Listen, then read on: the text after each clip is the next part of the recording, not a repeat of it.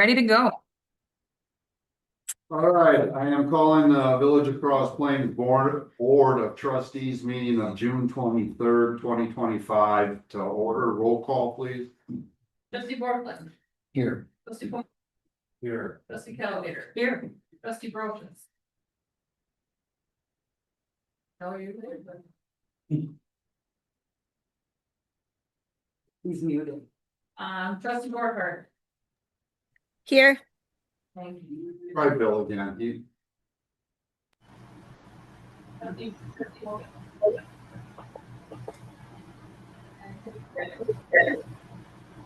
All right. We stand for Pledge of Allegiance. Pledge allegiance to the flag of the United States of America, to the republic for which it stands, one nation, under God, indivisible, with liberty and justice for all. All right, we're at public comment. This is an opportunity for anyone to address the village board on any issue. Please observe the time limit of 3 minutes while the village board encourages input from residents that may not discuss or act on any issue not duly noticed on the agenda. We'll start here. Is there anybody here that would like to speak? You pointed to someone? No, I just let Carl look at them. Oh, okay. All right, so anybody on the internet? I think there's, Yes, does anybody want to speak? Nobody registered. yeah, Okay. I think those, maybe. And I don't see anyone coming off of mute on Okay. online. So unless someone here would like to speak. All right. We'll go to consent agenda. Upon request of any trustee, any item may be removed from the consent agenda for separate consideration under general business. Does anybody have anything they'd like to remove from the consent agenda? All right. Do I have a motion to accept the consent agenda? I will make a motion to approve the consent agenda. All right, do I have a second? I'll second it. All right, I have a motion second. Any discussion? Some question. Go ahead, Michael. Can we legally do the cigarette stuff under consent agenda? Do we know that? We've always had to do them individually, so it's legal to consent it. I don't know if it's legal. We just moved it up there because there was so much other stuff. I don't think you don't have to do them individually. I know that's for sure. Now, can they be on the consent? I can't say one way or the other, but the city of Madison, we never ran through 500 licenses. The only ones that came up were the ones that people wanted for separation. To say, now, I don't know. I don't know either. Are there any concerns with us passing it tonight in the consent agenda, and we'll just check with Paul, and if we'll bring it up back up at the next meeting if it. Yeah, the licenses expired June 30th. Right. But we are authorizing them, so I'm comfortable with it. Okay. I don't know the actual answer, but I know you don't have to do it individually. I don't know. Because Madison, that would be 2 hours. Yeah. 2 hours. I just did a quick Google search and according to the League of Wisconsin Municipalities, they can go on the consent agenda. So All right. Any other discussion? All in favor, say aye. Aye. All opposed, same. So moved. All right, report village officers. I'll go first. The first thing, I just want everybody to get kind of a heads up. In the next 6 months, this board is going to be dealing with some really major issues.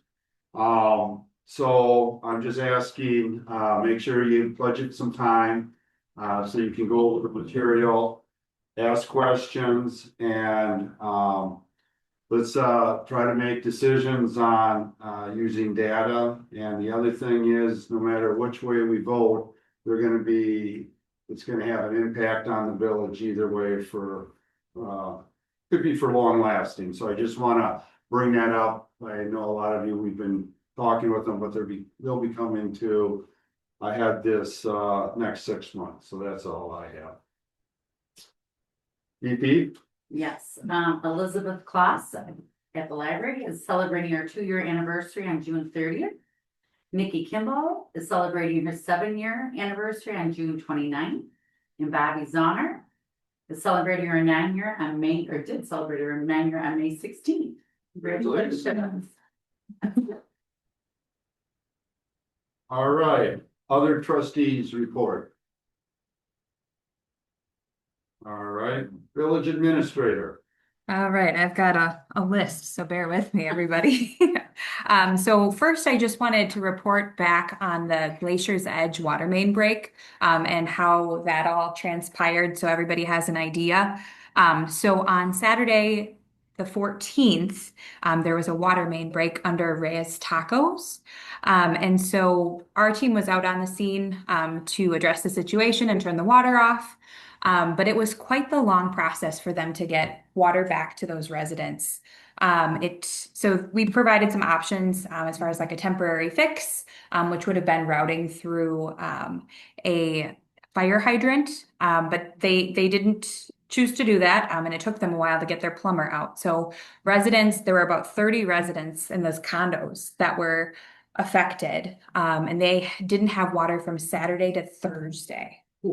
So we wanted to just make sure, I don't know what's out there as far as social media. I mean, there was nothing, because the private, public, kind of separation there wasn't a whole lot we could have done. But I just wanted to bring that up and say that we connected them to the Red Cross. We offered, the pool as an option for people to shower. We're trying to brainstorm like laundry options for folks.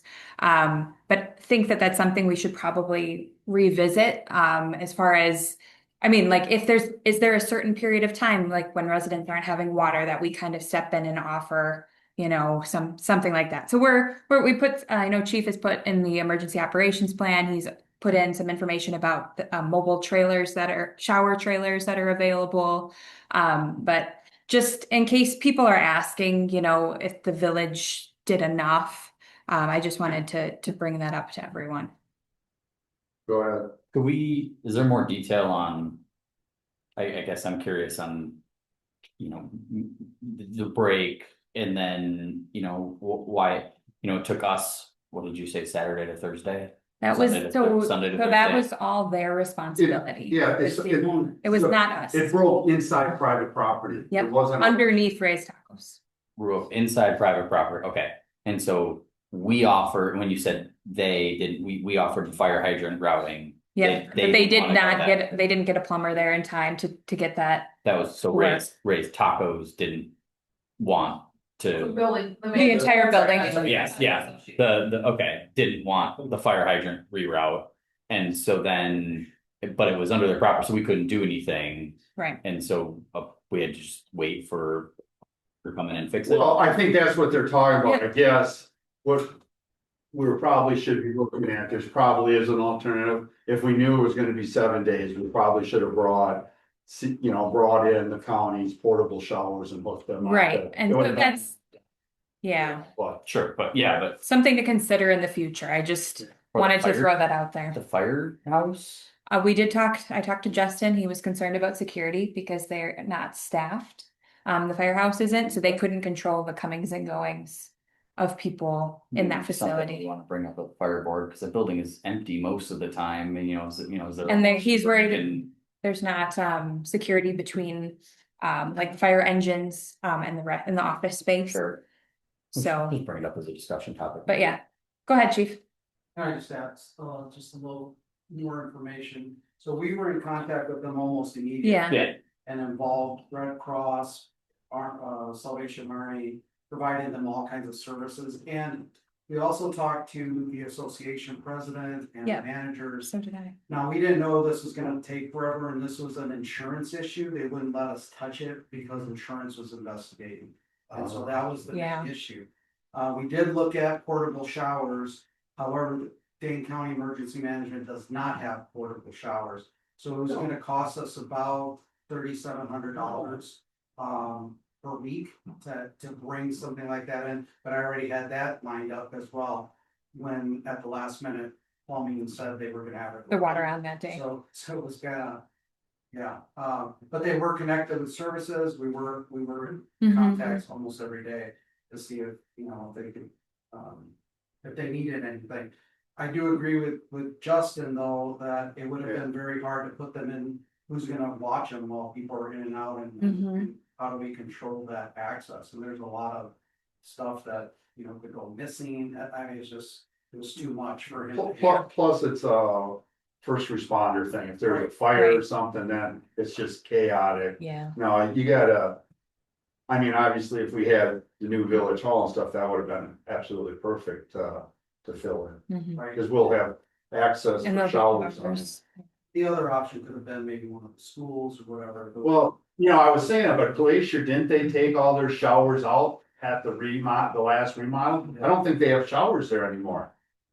I don't know. I have never seen that. But we should be checking in. Yeah. This is a good thing for us to start Yeah. looking at. That was why I wanted to bring it up, is just to Yeah. start thinking about if it were to happen again, how we could better serve our residents. Yeah. Carly, I heard great things, how well the village tried to help. I Okay, had like good. people say, thank you so much. The village was reaching out to us and was keeping up on us, whatever. Okay, well, that's good to hear. Great things. I just, yeah, I didn't know what's out there on social media, but I just wanted to make sure we all. This was, they just came to me, they just told me, I wasn't. And again, I think we should just thank, you know, the pig and the Yes, hardware and yes. everything's donated some water and Right. sanitizer buckets, so that was really Right. nice. Go ahead, Karen. One more question. So the water main break was under Tacos, but it impacted other people nearby, right? Like. Well, since the condos are above, Right, Yeah, The condos are it's above. above it, effective. okay, oh, but it wasn't like anything like the apartments that are behind it on Church Street. Yeah, those are Those are the the. condos. Oh, Yep, they're all attached to Ray's Tacos. Yeah, because it's all one thing with that development, they're all attached that way and Whole buildings. okay. Is there? they don't have individual laterals. Right, Okay, that's why it Yeah. became such an issue. Right. okay. So there isn't probably a world where like the water main breaks, I'm gonna say Walgreens, just for example, and then that means 20 houses don't have water because of that, because it's like down the line a little bit Sure, further. if, like when a water main breaks, multiple homes Yeah, are shut without water, depending on yeah, if they but can reroute until they fix it.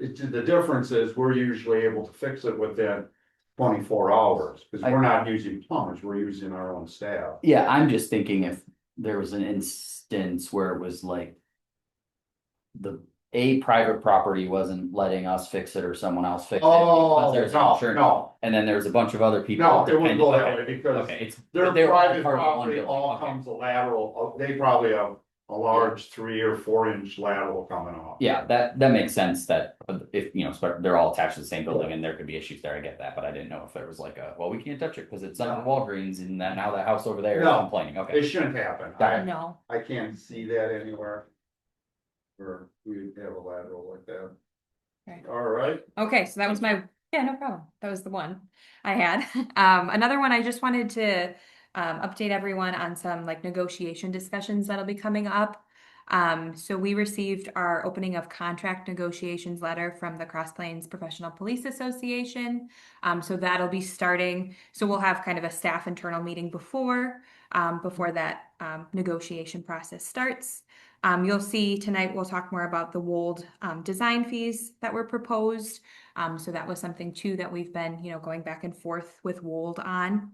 And then the last one is the water reservoir at Marchstone. So this is something that we're still in very early stages of discussing this. And obviously the preliminary plat will be coming to Plan Commission on the 7th, July 7th.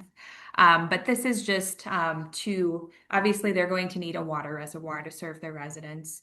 And so this would be a potential way to shorten the timeline by utilizing some developer dollars and paying them back. So it would still be the village's reservoir. All of these things, I just wanted to kind of just give you an update that these are going to be coming.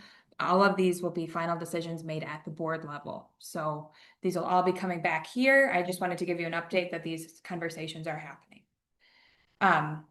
And then I also wanted to mention that Mike Axon is out on medical leave. And so he we're hoping to be back early July. But we're in good hands, I think, with Matt and Jill at this time. So I wanted to give that update. And then finally, just as Jay was saying, we're gonna get busier and busier. And these agendas are gonna get longer and longer, and the packets are gonna be hundreds and hundreds of pages. So just for you all to think about is, one way to have shorter meetings is by adding that second Monday meeting. So having 2 board meetings a month. I don't know if that's of interest to you all. I'm just throwing that out there as, you know, we've had a couple of new board members, so just throwing that on the table. I know it hasn't been discussed since I've been here, so just throwing that out there.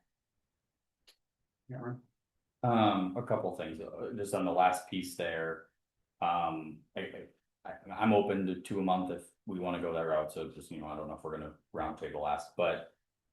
And I know this is hard, but like having the draft packet have as much of the information as possible, especially when they get long, is important. Just for example, you know, this week's draft packet was like 80 something pages. Then the actual packet was 221 pages or something like that, right? You know, it's, yeah, and then on top of that, there are some elements that were on the draft packet that didn't make the final packet. So then, you know, I used time preparing for, there was a thing on there for like the Marchstone negotiation thing. Yeah. And there wasn't much content, but I was then expecting, you know, something for that. And then all of a sudden, well, you know, so I again, just as much content, if the Wold stuff could have been in the draft packet, that would have helped me, because that was like kind of the majority of what I didn't get a chance to see until Friday. You have to. I know, And I hear know what you're it's saying, hard. that I know it's a legitimate request. It's Yeah. just that the preliminary one comes out and we try to get the information out, but we try to manage it too. Yeah. So it's not ever gonna be identical to the final one. We're putting everything else that we think this, and you're right, this time there was a bunch of, some stuff added. But some of that came up after it went out, so. Well, it we- wasn't we- some stuff. The draft packet was less than half of the size of it. And this weekend it worked fine for me, but I'm just saying some weekends, you know, we're traveling and I can't always, you know, be prepared to all of a sudden have to, you know, be intimately familiar with 500 plus pages. If they're gonna get that big, we should really consider 2 meetings, and I request as much as possible be in the draft packet. No, it's a fair Yeah, request. absolutely. Hey, so this is Bill. Sorry, it says iPhone, but it's Bill. What if we put the material in prior to putting it in the packet? If there was a OneDrive folder, you could put it in the OneDrive folder. That way, at least we'd have the chance to look at it before Friday. You know what I mean? And then if you want to put it all, get consolidated, put it all together for the packet, you know, for the public and for us, then that's great. But if there's a place where we can store it on a secure OneDrive, that may be a solution. Just something to consider. Like, are you saying just like individual documents? So like some backup materials and like a memo, Yeah. that kind of stuff, but just randomly put in there. Yeah, Well, here. we have it available. Yeah, just Yeah. you just have a folder called like, you know, walled whatever, you know, and you know, just kind of put that in there, and then we, Yeah. you know, and if it's 100 pages, because you've already got that documentation, Yeah. usually. So we would, every time we put something in the OneDrive, we'd send out email saying, hey, there's a new document in the OneDrive. No, you don't. Or No, would you that don't. be the responsibility of It'd everyone. be our responsibility to look for it. Yeah, We could do that. you got enough work You don't have already. to wait for me to have everything before I publish the, Well, because I could be like, oh, I finished this memo, I'll put it in there. I'll try. Right. Wait, oh, okay. I'll try. Bill, let me take a stab at it, and you yell at me if I'm wrong here. Let's just pretend the draft packet was done on Monday. Let's say you got the Wold documents on Tuesday.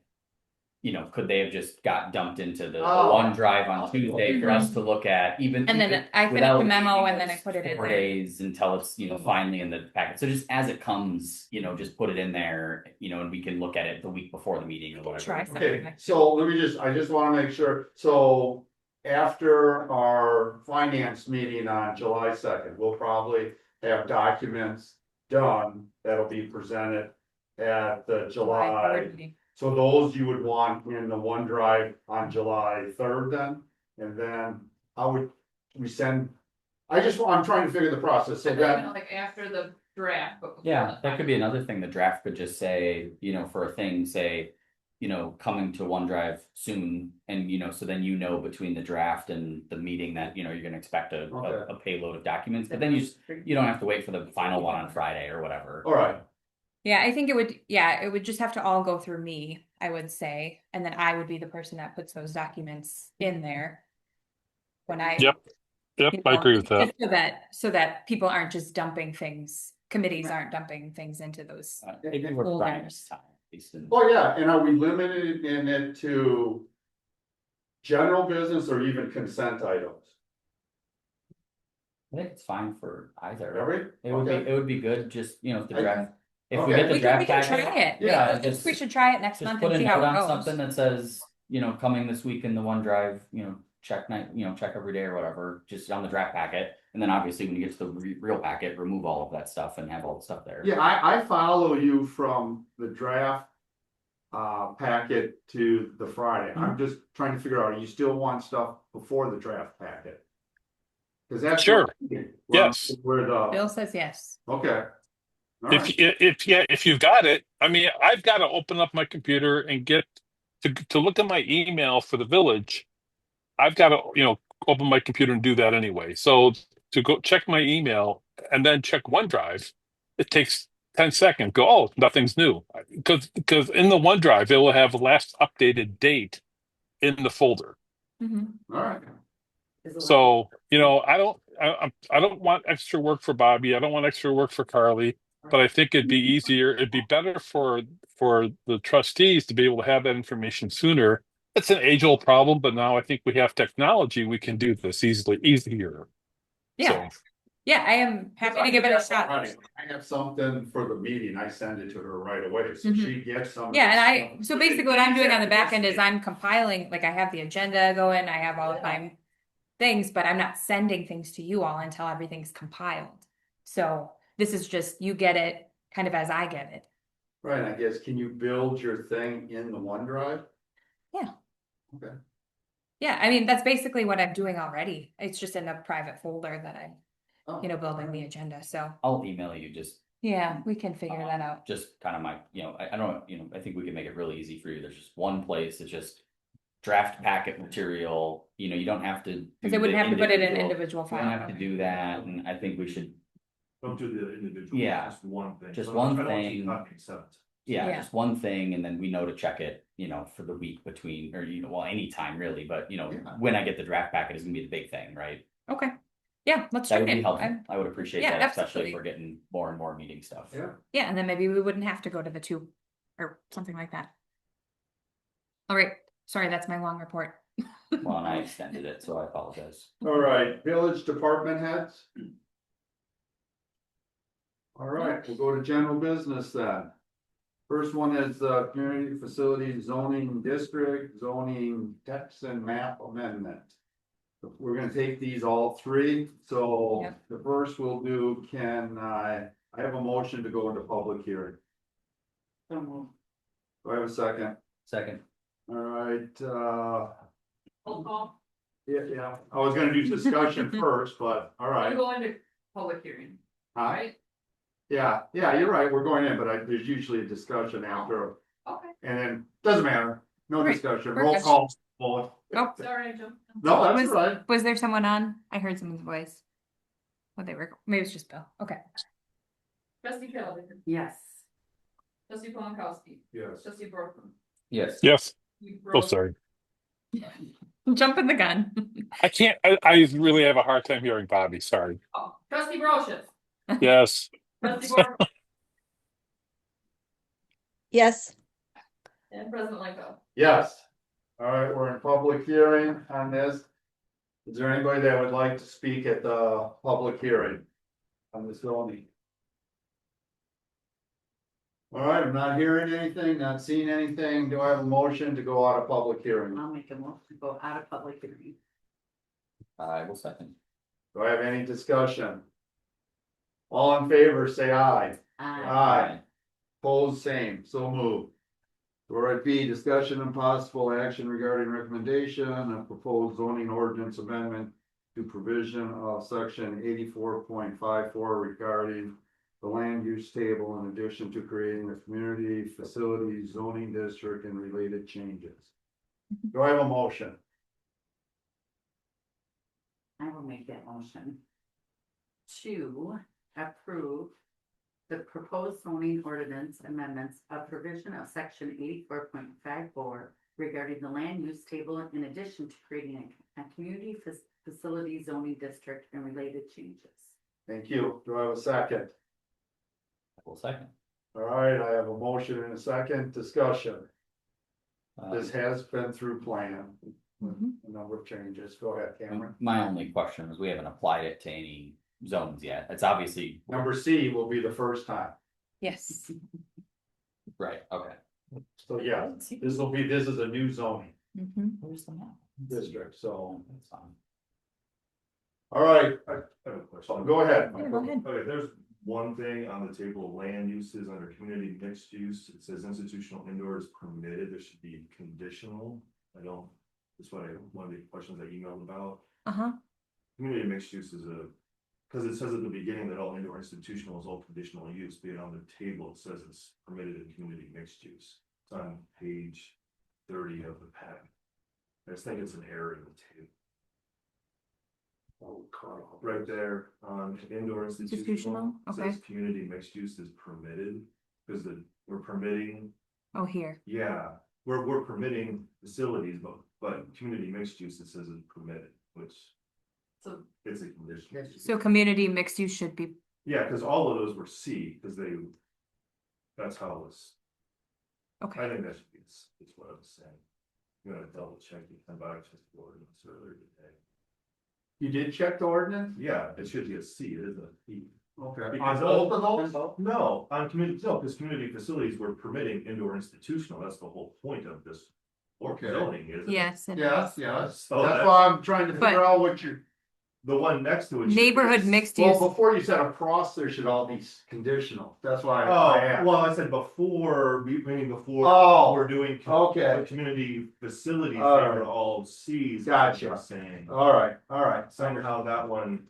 got All right, to a P. why don't we make an amendment to change that P to a C? You wanna make that amendment, Michael? I must to make the amendment to change on the table, the indoor institutional to conditional use under community mixed use, so that it aligns with. The. Section on, the ordinance. All right, do I have a second? I'll second. All right, I have a motion and a second, any discussion? All right, all in favor, say aye. Aye. All opposed, same. So moved, so now we're back to the original with the amendment made to it. Any other discussion on that, Michael? I have another one. This one concerns the minimum pavement setbacks for the facilities, the community facilities. It lists 2 feet from the side and 2 feet from right of way or rear. What page are you on, Michael? I'm gonna take page 22. It's inside the bulk regulations there. It says minimum pavement setbacks, like down there. It says 2 from side. 0 from shared driveway, 2 feet from right of way or rear. All the other zoning districts have 5 feet from side and 10 feet from right of way or rear. I'm wondering why this one is so short. That is particularly for the new building. So that's specifically where we're creating this zoning code so that the new building fits in that. That's a really weird way to run an ordinance, in my opinion. You generally don't want to make it specific for a building. You want to generalize. No, we're not doing it for a building, we're doing it for a type of building. So. Sounds like it was specifically. Well, for because it's the only building there, but here's the reason it brought up. If we don't make these modifications and keep it as they are right now, when we would build a new facility building, they would need probably 60, 70 parking spots. Why do we want that when it's for the purpose of just storing things in a shop? So we made this as broad as possible to take in, so that it's a maximum use of public buildings. So, Okay, that's why the 50 feet, it's higher. I saw then that every- as well, yeah. Yeah, so there's, yes, this has probably the more liberal Because of the type of building. Right. So that's the answer to your question. So now my specific question is, does the new village hall have a 2-foot setback from the right of way from the way it's being planned? Or would a 10-foot setback work for that building? I don't know, and it's not relevant to this discussion. Well, We're that's talking really about is, 'cause we're gonna zone the property where the new building is here in an absolute second, so it's gonna have to, so we change, so it's not relevant, we change that to a 10-foot right of way and we zone it to the building, is the new building gonna have an issue with the 10-foot setback from the right of way? I can't answer that right now. We'd have to pull that up and look. All right, my whole thing is, we designed this for a public building to give it maximum use and maximum flexibility for the board because of the vast differences that we build public buildings. It's a big difference between a village hall and a police station and a compost site or facility site or, you know, what other park shelter. I mean, there's just things that we did. So it is very liberal. It is. Yes. So if you're uncomfortable with that, you can do a motion to try to change that, but I'm just giving you the background on it. Right, And okay. this has gone through the planner, it's gone through plan numerous times, so I'm comfortable with it unless there's a technical thing like you found before, then I'm fine. Otherwise, I'm not really inclined to do a lot, but if you wanna make a motion to change it, you're uncomfortable with it, then you should. Yeah, well, I motion to change the minimum pavement setbacks. I'm just gonna say to what they are in all the other zoning districts. Do you want me to specifically look that up? I believe it's 5 feet from the side, 10 feet from the right of way. I think it's 10 from the side and I wanna say 25 from. Oh, and I don't think it's 20, I think it's 10, 5. Well, anyways, you wanna make it so it's similar to the other one. I do. All right. Is there any second to that? No second, motion dies. Okay. All right, so we're back to the original motion. Any other? I had one that was just caught as well. It's on page 37. This is a technical one. That Sonia caught for me earlier. So this is under density, intensity, and bulk regulations for the Community Facilities District. I'm on page 37. And so under minimum lot width, we have maximum front and street side setback and maximum side setback. Those should both be minimum. Minimum front and side setback and minimum side setback here as well. And I did receive an email from Sonia confirming that those should both be switched to But minimum. isn't this what we just voted on with Michael's on the 10-foot setback? No, those are pavement setbacks, that's probably like building setback. These Oh, are building setbacks, okay. yeah. If you go down, further down, it's where it talks about pavement. Okay. Like Yeah. this, like that's the clean version, like the pavement setbacks right there, minimum pavement. That is like, so you can have this, the pavement can get closer to the lot line, but the building can't be. Gotcha. Within, and that's what he's saying, minimum. Yeah. All right. The building has to be 10 feet. So, from the lot line. Those are just technical cleanup. So we wanna make motions to change that maximum to minimum? Yep. But yeah, we definitely do, because otherwise. Yeah, Have to build the building by the street. A lot of details here. All right, we have a motion. I'll make one, I just lost my page though. You are on page 37. I will make the motion to update page 37 and change the verbiage of maximum side setback and maximum front and street side setback to minimum side setback and minimum front and street side setback. All right, good. We have a second discussion. All in favor, say aye. Aye. All opposed, same. So now this is also changed the original. Already. I know, this one's gonna be a beauty. Okay, any others? All right, so we have the original motion with those two amended, motions. Mhm. All in favor, say aye. I, Aye. All opposed, same. Nay. All right. So moved. All right. C, discussion and possible action regarding recommendations of map amendments to rezone lands from planned development. Community facilities at 1601 Bourbon Road in the village of Cross Plains. I make a motion to amend the map to rezone lands from planned development to community facilities at 1601 Bourbon Road in the village of Cross Plains. I'll second. All right, thank you. I have a motion and a second. Any discussion? All in favor, say aye. Aye. Aye. Opposed, same. So moved. All right. Number two, Parks and Recreation Zoning District Zoning Map Amendment. We'll take this in two sections, A and B. First one is a public hearing. Can I have a motion to go into public hearing? I'll make a motion to go to public hearing. Do I have a second? I second that motion. Any discussion? Roll call vote, please. Trustee Kettlemaker, Yes. trustee Paul Mikowski. Yes. Trustee Portman, Yes. trustee Brochus, Yes. trustee Borcar, Yes. president Lightfoot. Yes. All right, is there anybody that would like to speak on the Parks and Recreation zoning and zoning map amendment? Is there anybody on the computer that would like to speak at the public hearing? There's people in person.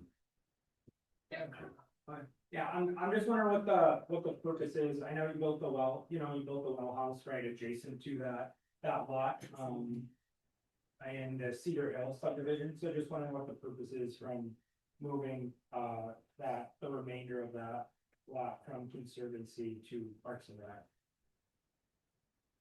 All right, you wanna answer your? Sure, I can kind of give a, Conservancy has a lot of limitations, including having, a well, in that lot. So Parks and Recreation zoning allows us to continue on with that use. That use is permitted. So this is just a cleanup. Just now that we have a Parks and Recreation zoning district, we just want to make sure that everything is adhering to that policy. So before there was a well there, it was Conservancy. Yep. And now. Well, no, that is not correct. All right, there's always been playground equipment there, right? Right. You can't do playground on Conservancy. Okay. So that lot has always been used as both. So what we're doing is cleaning it up by having a divide of what is the park and what is the Conservancy. So that's what the intent of this was, to clean it up so there's that where the line is, because we're basically using it for both. It should have been park, up until you get to the hillside there. And then it goes to Conservancy. Jay, but probably can't be zoned as both, right? It's the lot, each legal description probably has to be zoned as one or the other. Well, that would be the legal proper way if you wanted the deed and everything. The attorney, and that runs us about $5,000 to do that. The attorney says you can, since you own both the lot and both sides of it, you can do that line because there won't be really that disagreement on where that line is in the future. So this was basically a less expensive way of achieving the same. And there's two of the parks that we're doing this with. Got it. I mean, I think our concern, so Tyler and I, our backyards, Mhm. Eat up to that. Yeah. up to that. Yeah. That where the survey is, right? And obviously, we've talked about it, before with the whole well Yeah, house, but like, we moved out there, well, not to have a well house in our backyard, right, and a generator. Yeah. And so, we really like the idea of Conservancy, because, Mhm. we thought to a degree for right and wrong, that's what we had, so. I want to speak for Tyler, I'm very reluctant to be really comfortable shifting that from Conservancy, which is more restrictive and more natural, and what we thought we signed up for, to park where the village can then do whatever they want with it. And I'll say further, as I understand it, or I shouldn't say understand it, as I view it, it looks like the actual generator is probably on conservancy land, and you know, I question whether things were done legally there even in the past, given that we've got improvements on conservancy land back there. Well, we can go back, but I pretty sure on the plat it said that, but in the ordinance, I think that was park. And it was also, I think in all your deeds, that there was gonna be a well there. I'm going back now, but we've had this discussion Yeah. and we looked at it, so I'm pretty sure those properties had it in there that a well was gonna be there, even before one house was built. That land was dedicated for the well, but obviously it took years to get the well there, and we put park equipment on there, cause that's what the neighborhood, so that lot has always been divided into usage of park and usage of conservancy. I haven't been out there to see where they put this line. I do remember the discussion, yes, we could do a CSM and split the lot into two. You know, but the question is, that's 5 to 10 grand, and since we do both of it, own it, the attorney said, as long as you write this up, and I think this still gets placed in the county records. Yeah, go ahead, Michael. Alright. I'm just gonna, so inside a conservancy under permitted under conditional uses, large scale public services and utilities. That would mean that even inside a conservancy, you are allowed a well, it's under a conditional use. The main zoning for this change, I believe, is because it is a park, that falls under active outdoor recreation, which isn't allowed in it. That being playgrounds, it also includes swimming pools, etc., etc. That's why I think that is more why that is being changed. Whereas like a lot of our other parks throughout the village, like even the pool is zoned actually residential right now, but it does allow active outdoor recreation in a residential zone according to our code. I believe that's a conditional use also there. But that's the main reason is because I believe there's a playground. Playgrounds can't be in conservancies. But yeah, there's not a playground on the lot that we're talking about here, right? That's just an open field.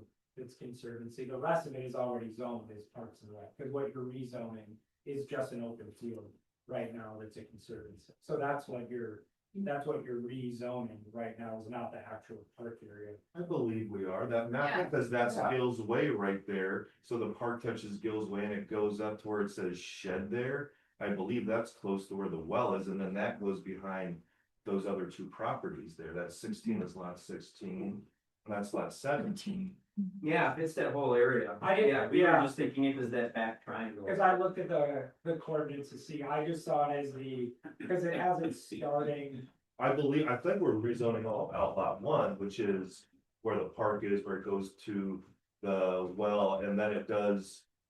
Just because that's out lot 1, the way it looks, it actually goes behind those houses. You know, if the village was gonna put active outdoor recreation by your house, you know, if we're putting a playground back there, you know, I don't really see us doing that, so I really don't think your property's gonna change much back there. Like if you, like, like, I don't know if you live in those houses or not, but, We do. okay. In those houses that back up to it. And so the concern was like when we approved, but I shouldn't say approved, but when the village moved forward with the well house and the development, there's discussion to do like a full court basketball. We already have a half court basketball in further developments of the park. And, you know, we talked to, our neighborhood there, and they're like, we like it how it is. We want the minimal development that can be done to leave the green open space before you go into the true, we'll call it the true conservancy in the trails. And so the idea is we wanna, we're advocating for ourselves, but also for the neighborhood, that we like it how it is and don't wanna see further development there on those open areas and fields. Do get used for various, activities. There's no plan for that. Yeah. I can assure you that right now. I know that you would, I understand you would prefer to have it be zone conservancy, because then we can't put a basketball court on there. But I'm pretty certain nobody really wants to put a basketball court either in their house, I know I don't want to. We already have the basketball court, so I hope not. Yeah, and most of our parks as you know, we get input from the residents. We're not gonna, that's all neighborhood park. That's not like a Bear Park where, you know, Right, it serves the whole community at large, for sure. you know. Well, just want to voice our Yeah, no, opinion and no, thoughts no. on the rezoning, just of course, so. Mhm. I'll see what- And Michael said it a lot better than I did. I was trying to say the same thing. Thanks, Mike. All right. Oh, and I know you're not interested about saying it, but it's also why the outlot 1 or the outlot 6 of the Scenic Valley subdivision is being done. That's the lot that's closest to Highway KP.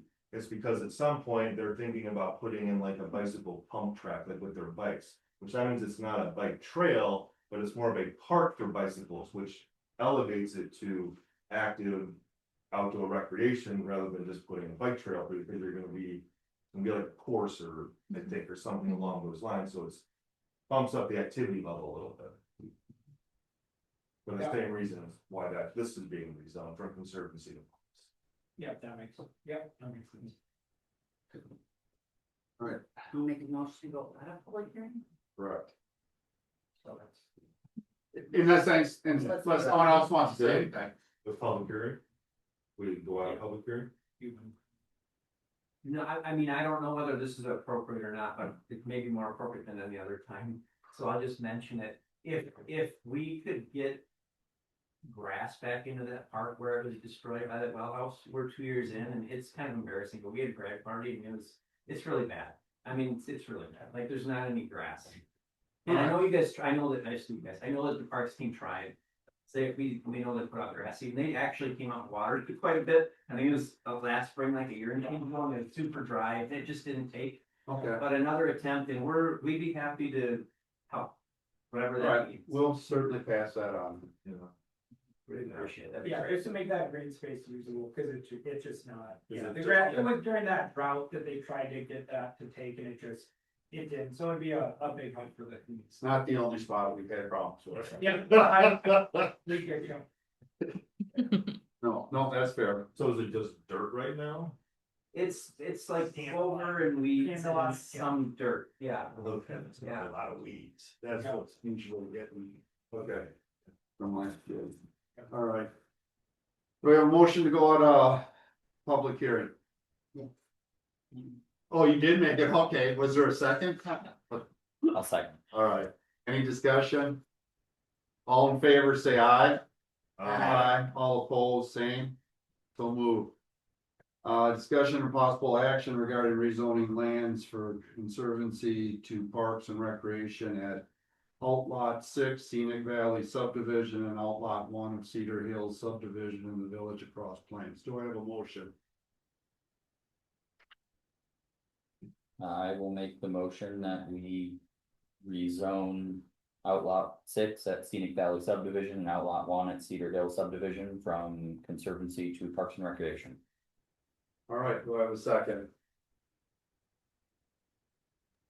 I'll second it. All right.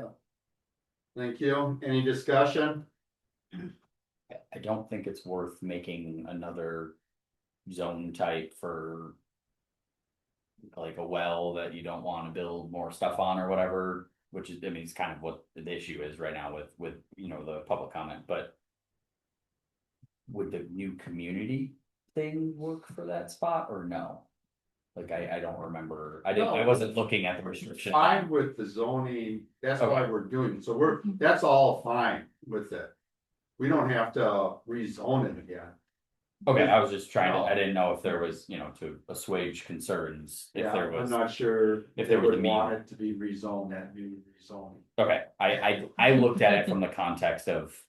We're planning this for Village Hall, so I wasn't looking Yeah. at some of the details, or could it be used over here for a. Thing Well, as a it- well, it but we don't wanna certainly- build more it stuff on it. certainly could be, but it's, as we mentioned before, it's the most liberal zone. Okay. So everything. you That know, fit, got it. Yeah, I don't think that's what they want. All right, any other discussion? All in favor, say aye.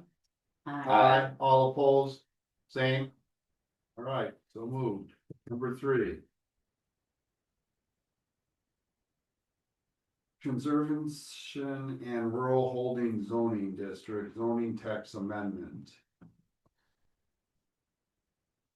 Discussion and possible action regarding recommendation proposed ordinance amendment to provision section 84.25, 84.26 of the Village of Cross Plains Code of Ordinance regarding conservation and rural holding zoning districts. So this is. I can't even think what this one is. This is just a bunch of cleanup for the conservation and rural holding zoning text. Oh, this is. So this is, yeah, so in this section, there are some changes. So principal use is permitted as conditional use. Community garden was added. Active outdoor recreation was taken off. Campground was added. So these were just cleanups that Sonia wanted to take care of in this zoning district. So all of the red are the changes there. And this already went through Plan Commission as Yeah, well. this was a long time ago. All right, do I have a motion? I will make the motion to approve the updates to sections 84.25 and 84.26 of the Village of Cross Plains Code of Ordinances regarding conservation and rural holding zoning districts. All righty. Do I have a second? I'll second that. All right. Any discussion? All in favor, say aye. Aye. All opposed, same, so moved. Number 4, lot 56, Creek Crossing at St. Francis LLC. We'll take it in 2 sections. A is discussion and possible action regarding approval of the development agreement between Creek Crossing Partners LLC and the Village of Cross Plains. Jeff, you want to come? Sure. Come up.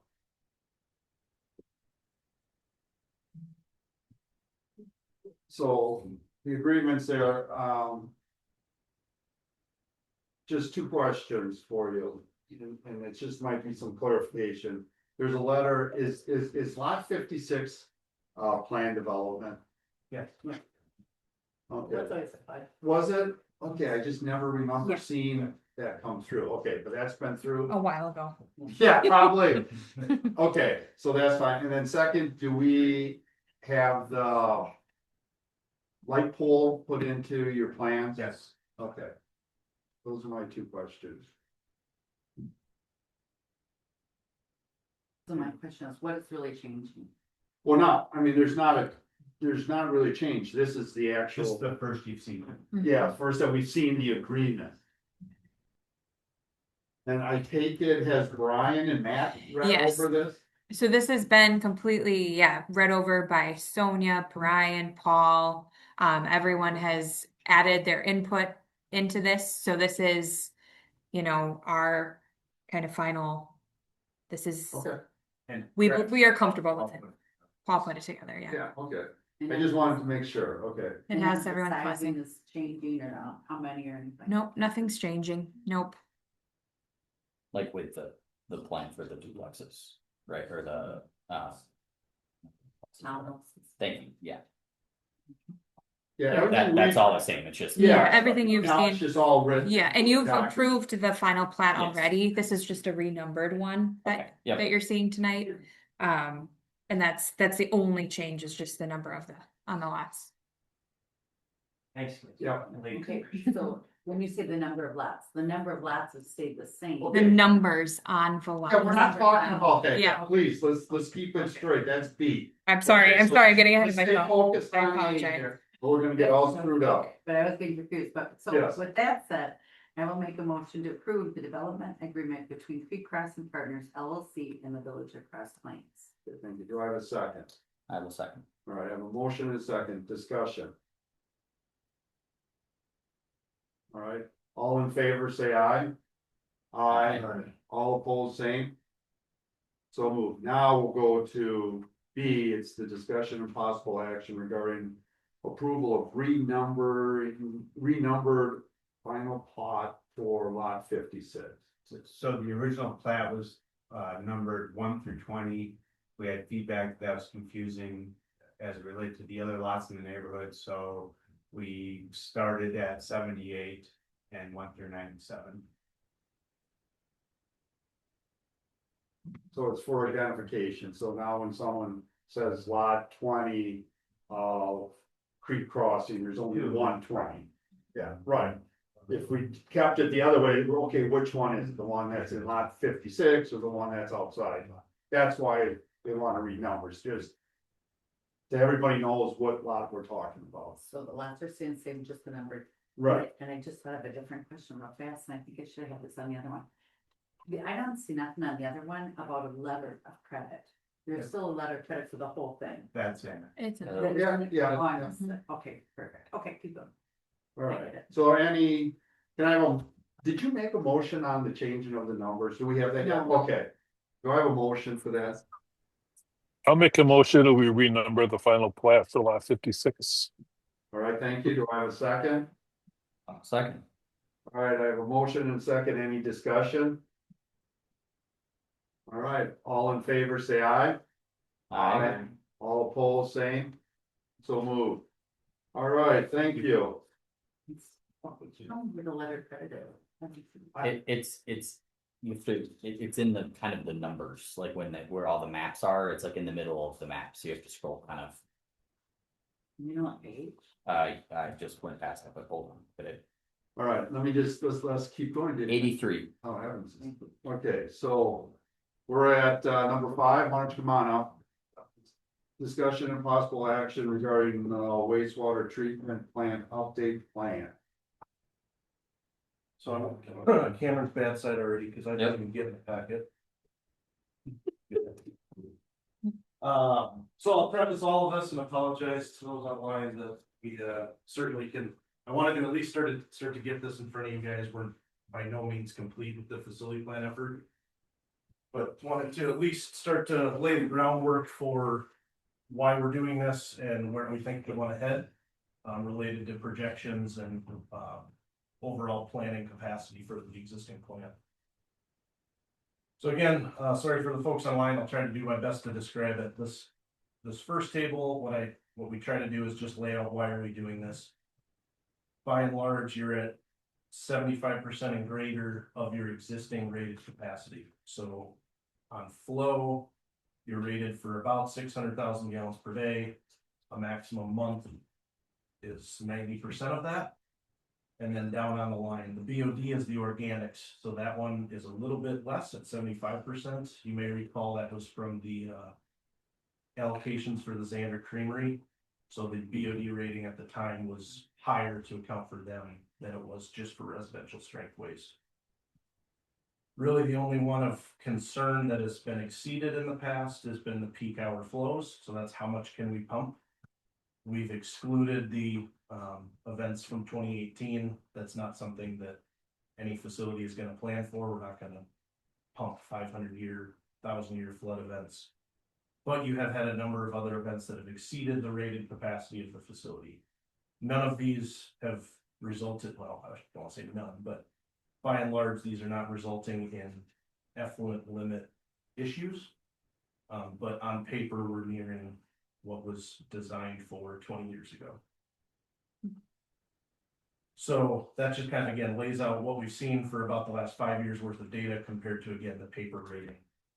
The second table there shows clear water infiltration and inflow. So I&I is just rainwater, runoff, you name it, that makes it to the sewer system that shouldn't otherwise be in there. Unfortunately, but also not uncommonly, you guys have a lot of I&I. So what that says is even on a dry day, there's still 90,000 gallons of clear water, whether that's groundwater or rain runoff getting to the plant. On the high end, on a maximum day, you've got about 750,000 gallons of clear water making it to the plant. A lot of that ties into aging infrastructure and collection systems. Unfortunately, some pumps and basements that are illegally connected to the sanitary sewer. There's a lot of ways that I&I can get there. Collection system for you guys, Park Street's been on the list for a while as an aging sanitary area. We know that that's an old clay pipe, there are leaks there, so. Just wanna point out that what we're treating and what we're projecting to treat is not all just wastewater. We do have a large component of it that is I&I.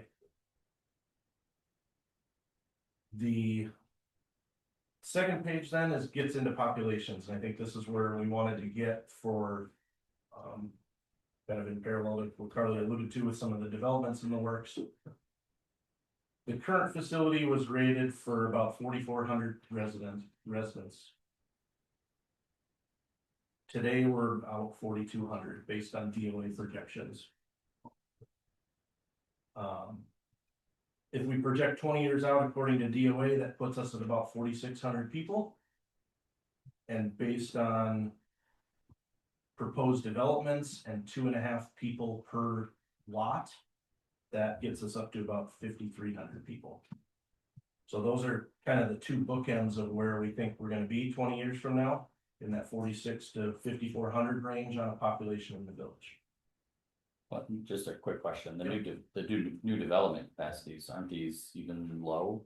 I mean, at least the PI one, I thought the current one Well, is. yeah, but if you take away Sundance. No, I know, okay, Yeah, yeah, that's- I guess, It's yeah. pretty close to what a number of other calculations. I just thought Marchstone had 500 homes. No, 407. Okay, 407 407, but, you know, that, if it would have been a Viridian, it would have been a lot more, because there would have been a golf course and, all the rest, so, I don't think, if the Marchstone thing goes away, there's gonna be someone else coming in with probably more houses, so that was all I was. Yep. Okay. And I guess to that point, I'd like to true these up before we go further, but some of that I guess will come out in the next couple of weeks. But again, wanted to get this going in parallel so you guys could at least see what the future holds. So somewhere, we'll call it 5,500 if we include all of the developments then. I'm glossing over a lot of this when we come back to the details, but then big picture, that third page lays out, what does that mean for a 20-year design for the plant?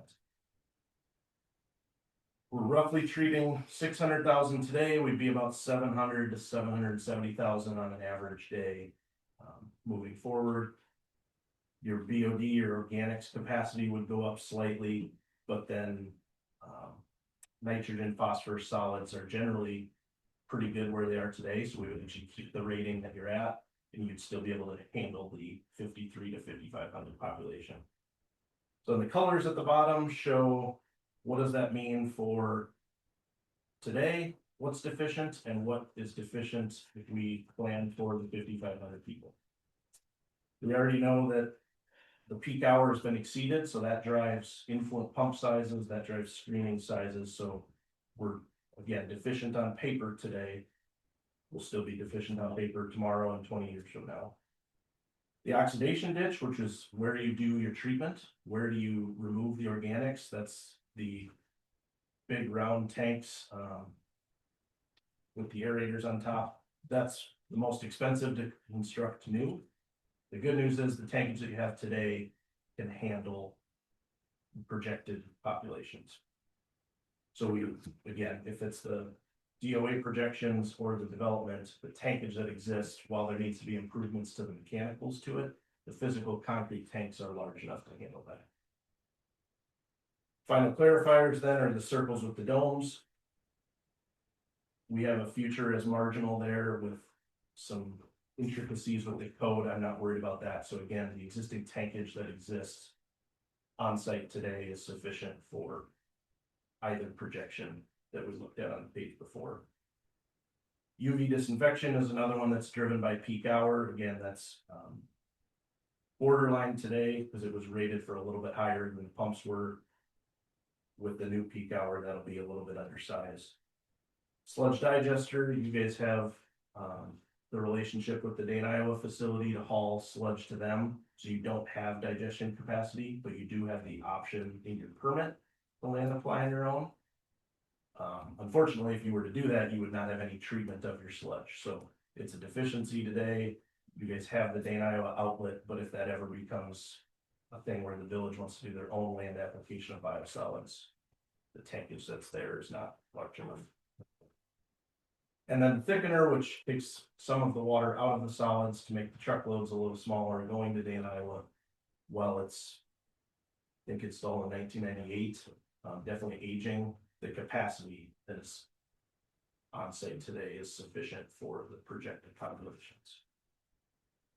So I zoomed through it with the intention of not getting lost in the numbers, but hopefully conveying good news that by and large, the tankage that exists is sufficient. While we know there will be equipment that needs to be replaced, we're not anticipating any large structures being added for the projected 20-year population. And then I'll pause. Yes. All right, so I just want to make sure I'm understanding your code here. So the question is capacity exceeded? Green is no, yes is brown, and marginal is yellow. Yes. So the sludge digester, you have yes, which to me means we're exceeding capacity, but we haul that, so. I'm trying to figure out if we haul it away, how are we exceeding? The beauty of the agreement that you have is that as soon as it makes it to their plant, it's under their permit. So you don't have to have digestion if you go to Dane, Iowa. Right, so why is that a yes box instead of a Because green your box? permit actually, good, bad, or otherwise, your permit has the option to, if Dane, Iowa said no more. Oh, gotcha, You could call the farmer and do your own land application. gotcha. However, if that happened, you would not have the treatment capacity Now I'm to do following, land okay, application. okay, So while your agreement with Dane, Iowa is good and should be good, if anything were to happen, you don't have the tankage today to lay. gotcha. So this would be in-house then, it's. Yes.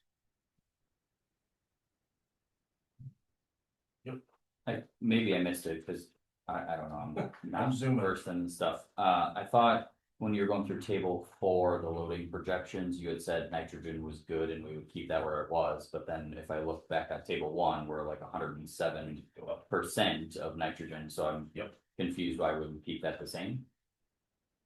Because an hour before I showed up, that was the same and we updated some numbers.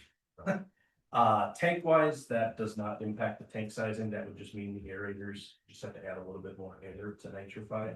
Okay. So that one is, the rating would increase with the projected population. It would not impact tankage. So it sounds like there's like small investment to make to get it up to spec, but not the big, but the good news is overall there isn't like a major thing. We'll define small in a couple months when we put cost estimates to all of this. But again, the tankage at a facility, especially adjacent to a creek, which requires dewatering and all sorts of heavy equipment to construct, that we're not anticipating. So I got one other question. So you're saying that you're comfortable with us reaching our 20-year projection on population. Let's just keep it at 5,500. So are you gonna go to the DNR with the 5,500, or if your numbers show where it can be 6,500, you'll go to the highest of 6,500? So I'm glad because of where we are that we have capacity, the ability to get to capacity, so we don't have to shut down some of these developments. But the question is, I'm somewhat frustrated that when I was on the board when we built this plant, and it was for a lot more than 44. That was a policy, and then I thought, and I know Michael thought the same thing at one time. I thought we had tried to make that change and bring it back, because when the creamery went out, that was 25% and everything. That we did that didn't happen. So I guess my thoughts are, if we're gonna go to the DNR to get a rating, let's go to the highest rating that we're able to get, versus just getting it to what we are anticipating in this 20 years. Sure. That would be what I would like to see. If we're gonna do it, let's do it to the maximum. And I know things will change potentially, that changes that number, but it'd be good to get it back to where, is the truth without playing the games that. Yeah, so I think a few things. The 20 years ago, the facility plan was very deliberate about being at 4,400 people with the intention of, I don't want to say restricting, but limiting growth in the village. That has obviously shifted. The tankage that was there is sized larger, more conservatively, we would say, to account for that. and that's showing with what we just looked at. The tankage and the ratings will still be sufficient. The challenge that we have next with the Department of Natural Resources is they are getting very hung up on your 20-year planning number is the DOA number. Oh, okay. So the only, yes, Oh, I'm sorry, that's just, so but I understand. so on paper, the way this may look is that 4,600 number. I can tell you that with the conservative designs, it will be far greater than that, as we're conveying now. That number may go slightly higher if CARPC, the Capital Area Regional Planning Commission, agrees to a higher number. The downside is they don't have their published numbers approved yet. So if their number is higher than the 4,600, DNR will go with the Regional Planning Commission number. They historically looked at platted areas and allowed that to be incorporated, but have become a lot more stringent on that. So depending on where things are in the platting process, we may be able to argue that number higher. Okay. That number ends up being what the design is based around. Again, tankage can handle further. So then what it may look like is in 10 or 20 years again, a re-rating to some effect like you guys talked about earlier may have to occur to get you up to another 20-year number. Yeah. And I think the only other thing that I said when I said all that was that original re-rating that you're referring to, I believe paused because the limits got tighter.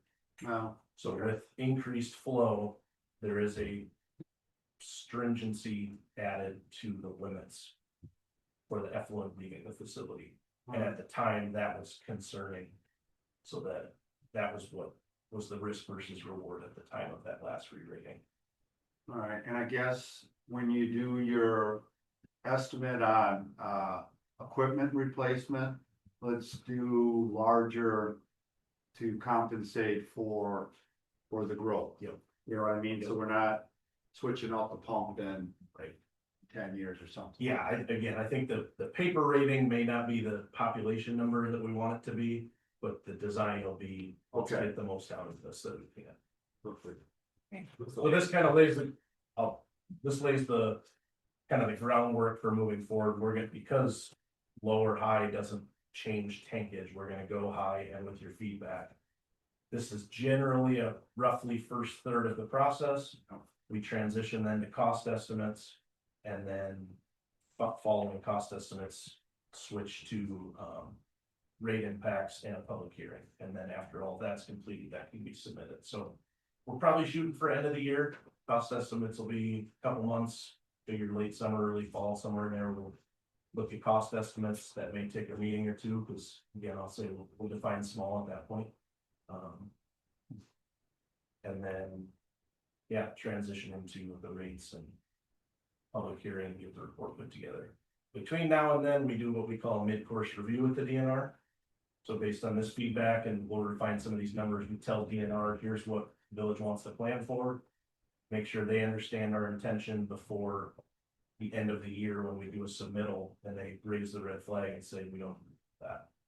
So the DNR on board with these numbers and this projection before we forge ahead. All right, Michael, you had something?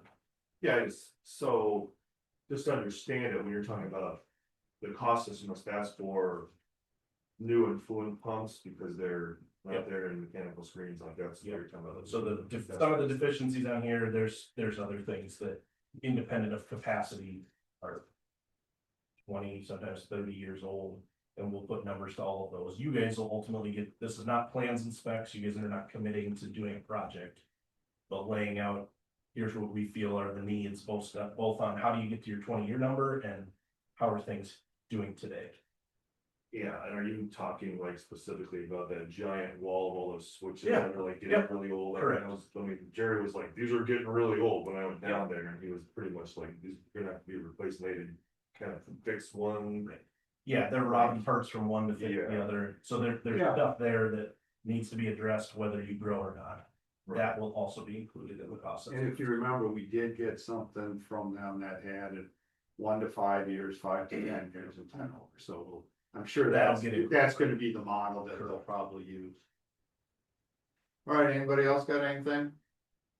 Well, thank you for coming tonight, appreciate it, it's good news. I'll send you. Can we get a copy of that report?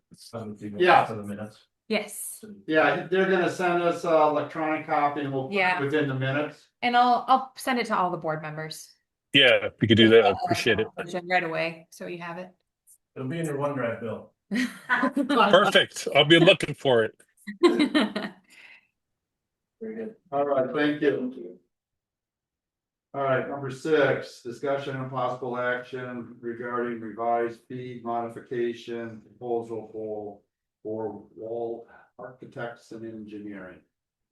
I'll take this one. I don't know if Matt is on or not, but if he is, he can chime in as well.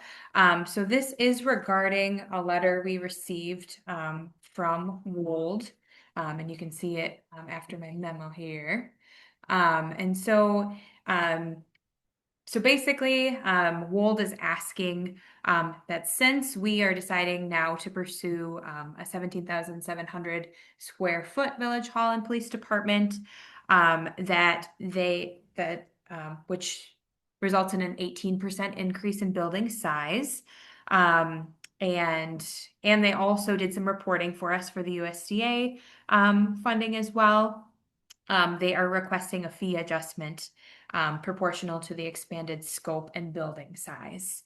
So that equates to an increase of $86,195 from the original fee of $430,250.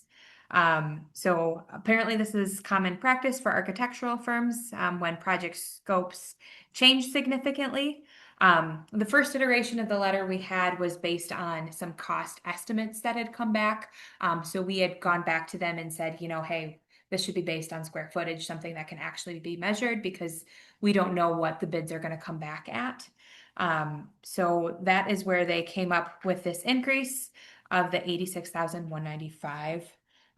If the board were to decide to go ahead with that proposed fee increase, we could use vacancy savings to account for it.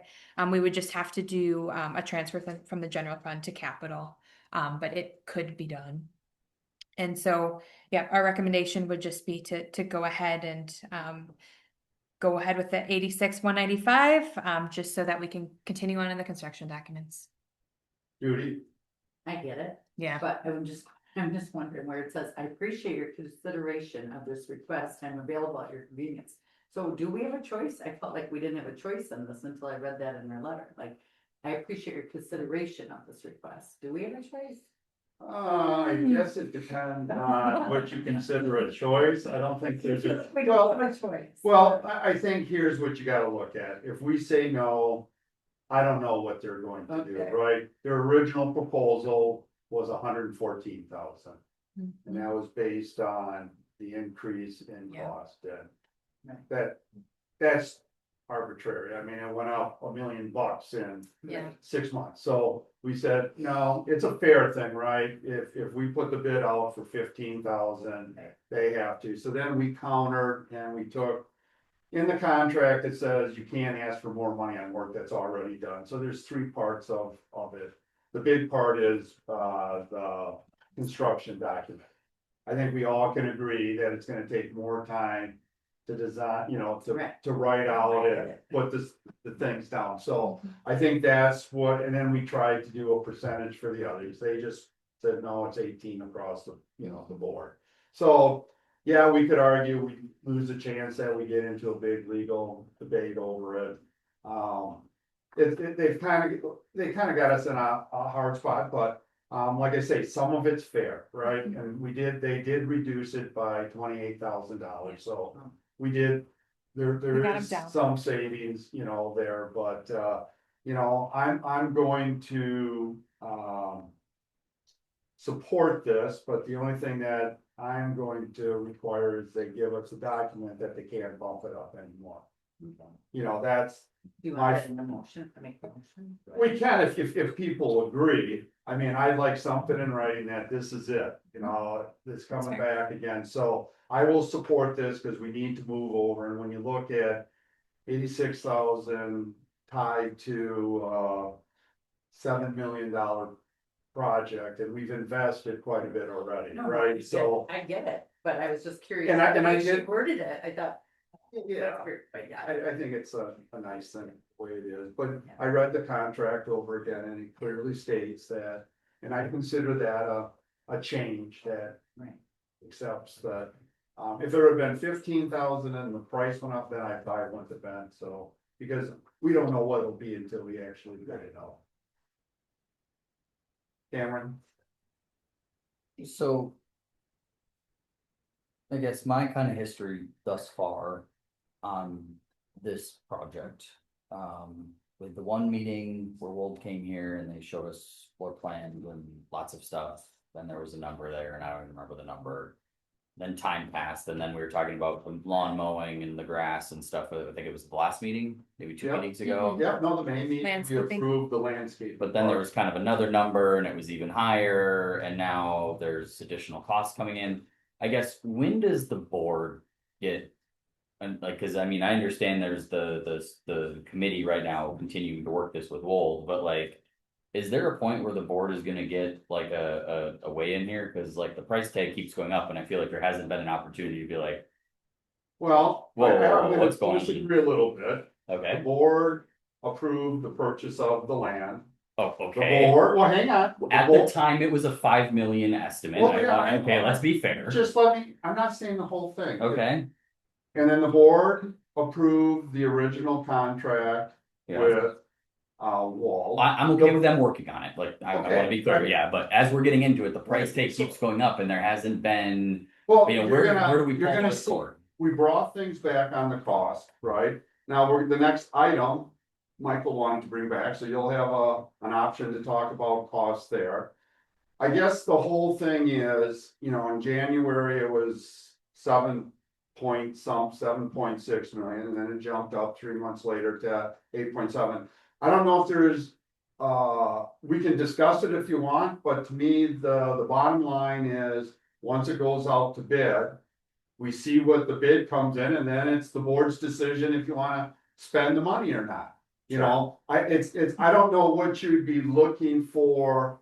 When we've kept you informed. No, I'm not saying I haven't been informed, I feel informed, but I feel like we haven't, Like, what there would you hasn't like to been- have voted on? well, I don't quite know, it's just.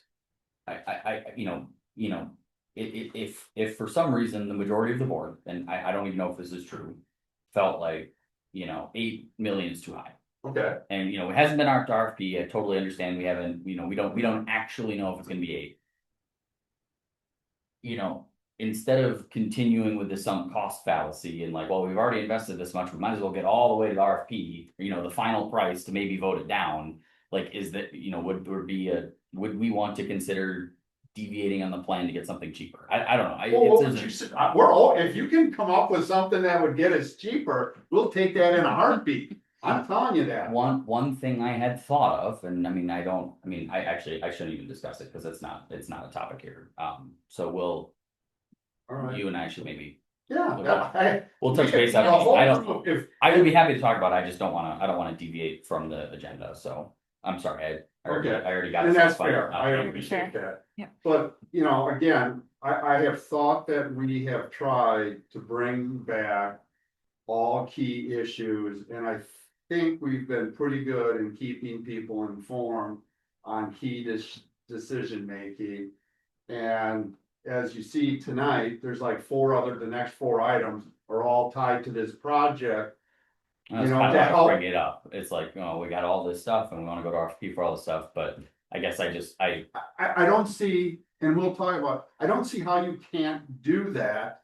sure, Because you need to have that final price to look at, can we even afford this? Well, there's no sense having a huge discussion on that until we get it. So if it comes in at 10 million, I don't think anybody's we just can't afford it. It Unless may, interest rates go to zero. yeah, Let me- and it could Sure. come down to 6 million, then we're all gonna be happy, right? yeah, I mean, we just aren't gonna know, so what we have to do is continue to get to that point where there are decisions. And there are decision points all along here, and I think, I feel we've kept the board abreast on that. Yeah, and I'm, You again, know, I'm not claiming I haven't been informed, I guess. I don't know, there's Well, you hasn't, could- there hasn't been like we should keep going, even though the price keeps going up, vote, you know, Because it's all artificial. I mean. Sure, I mean, to it's- your point with the 10 million, let's just say it comes in 10 million, and let's say we're all go, we're not gonna do it. You know, we're gonna have lost a bunch of money, because Wold would have done a bunch of work, you know, going out to our, you know, coordinating RFPs and stuff for all this stuff, and you know, like, it's like, okay, well. Could we have saved some dollars to talk earlier about a different plan, you know, or do we gotta wait till the end to get to that point? We're open to it. Okay, you and I will touch Yes, base, we 'cause can I don't- talk, I and don't- like I say, the next don't one, wanna Michael deviate wanted from brought that. back up, so it's an opportunity for that. These other ones, it's just a matter of us trying to collect the information and getting the right data so you can make the right decision. Right? That's what we're trying to do. So right now, we gotta kind of stay focused on this. Yep. So do we want to approve this extra revenue that they're requesting to finish the project? Did you want to make a motion? I was just gonna speak. I mean. I understand and agree with what Cameron's saying, but I also agree with what you're saying, that this is a $80,000 bump. Into what we paid Wool, the big decision is gonna be the end of the day number, and it's really gonna be where the decision is made. So even though we feel like we're throwing out big nickels and dimes now, we're gonna be throwing out lots at the end, and that's where it's gonna be like major bills. Yeah, I guess, my point was, I'm gonna vote and approve, I'm gonna vote in approval of paying them the 80,000, I wasn't talking about denying that right now, but it just, you know, it's. I don't know, it's, if, No, Yeah. hey, there's it's already coming okay, from. there's just a, Here, it feels like if we're getting grim about the number now. Right. And we're, you know, but we gotta take it all the way through to, you know, I don't. Well, there's I don't want, like you say, that's another topic. We'll be talking about that clearly in August. So, let's just, everybody, I think what we need to do is to get where anybody wants to be, this needs to probably happen. If we want to get it. I would agree. So do I have I will make a motion Okay. make a motion regarding the revised fee modification proposal for Wall Architects and Engineers at $86,195 extra at this time, with a covenant that. What do you want This to is- say? They can't yeah, this will be increase it. final, This is the final index. yeah. See what they say. All right, do I have a second? I'll second it. All right, thank you. Any other discussion? All right, all in favor, say aye. Aye. All opposed, same. All right. So, number 7, discussion and possible action regarding focus on energy bundle option for new Village Hall Police Department buildings. I'm turning this over to Michael. Yeah. Okay. Yes, I asked for this to be brought back because I thought this should be an issue that the board would vote on, and I'm sorry and sad that it wasn't, and it was just more of an update at the last time. So that is why I brought it back. I know members of the Sustainability Committee were concerned about this. There wasn't anyone here for public comment, although one member did email Bobby, and I got the email at like 4:41, so it was after her 4 o'clock setback. I won't read the whole thing, but the member, Melissa Gavin, the email's out there. Okay. Just said she's in favor of going with the geothermal option, just letting everyone know that like was received by me and it's sent it to Bobby. So with that being said. What are people's feelings about going with geothermal, and is it a possibility anymore, or is the design past the point of making that change? Well, let's do the first one first. Let's just, before that's there, let's just discuss, because while we didn't vote on it the last time, I got the impression from everybody when we discussed it that no one voiced any support for it, so I didn't see the need. But why don't you do a motion? And then we'll see how it goes, and then we can check with Walt if it's possible or not. If you want it, I'm sure anything's possible. Can I discuss why it's a good idea before I make the motion? Well, why don't you make the motion, then do it during discussion, unless you want to do it before, or aren't you? Don't you want to do it? Somebody isn't gonna second it, that's Oh, what well, I'm saying. you're not gonna know until you make it, go ahead. But make that's the what I'm discussion. meaning, is like, you know, if I make a motion and no one seconds it, then, you know, I Yeah, don't I get a know. discussion on the item, that's basically what I'm saying. Okay, go ahead. So, okay. Reasons for going with geothermal are: one, it can be a completely electrically based heating and cooling source for the new village hall.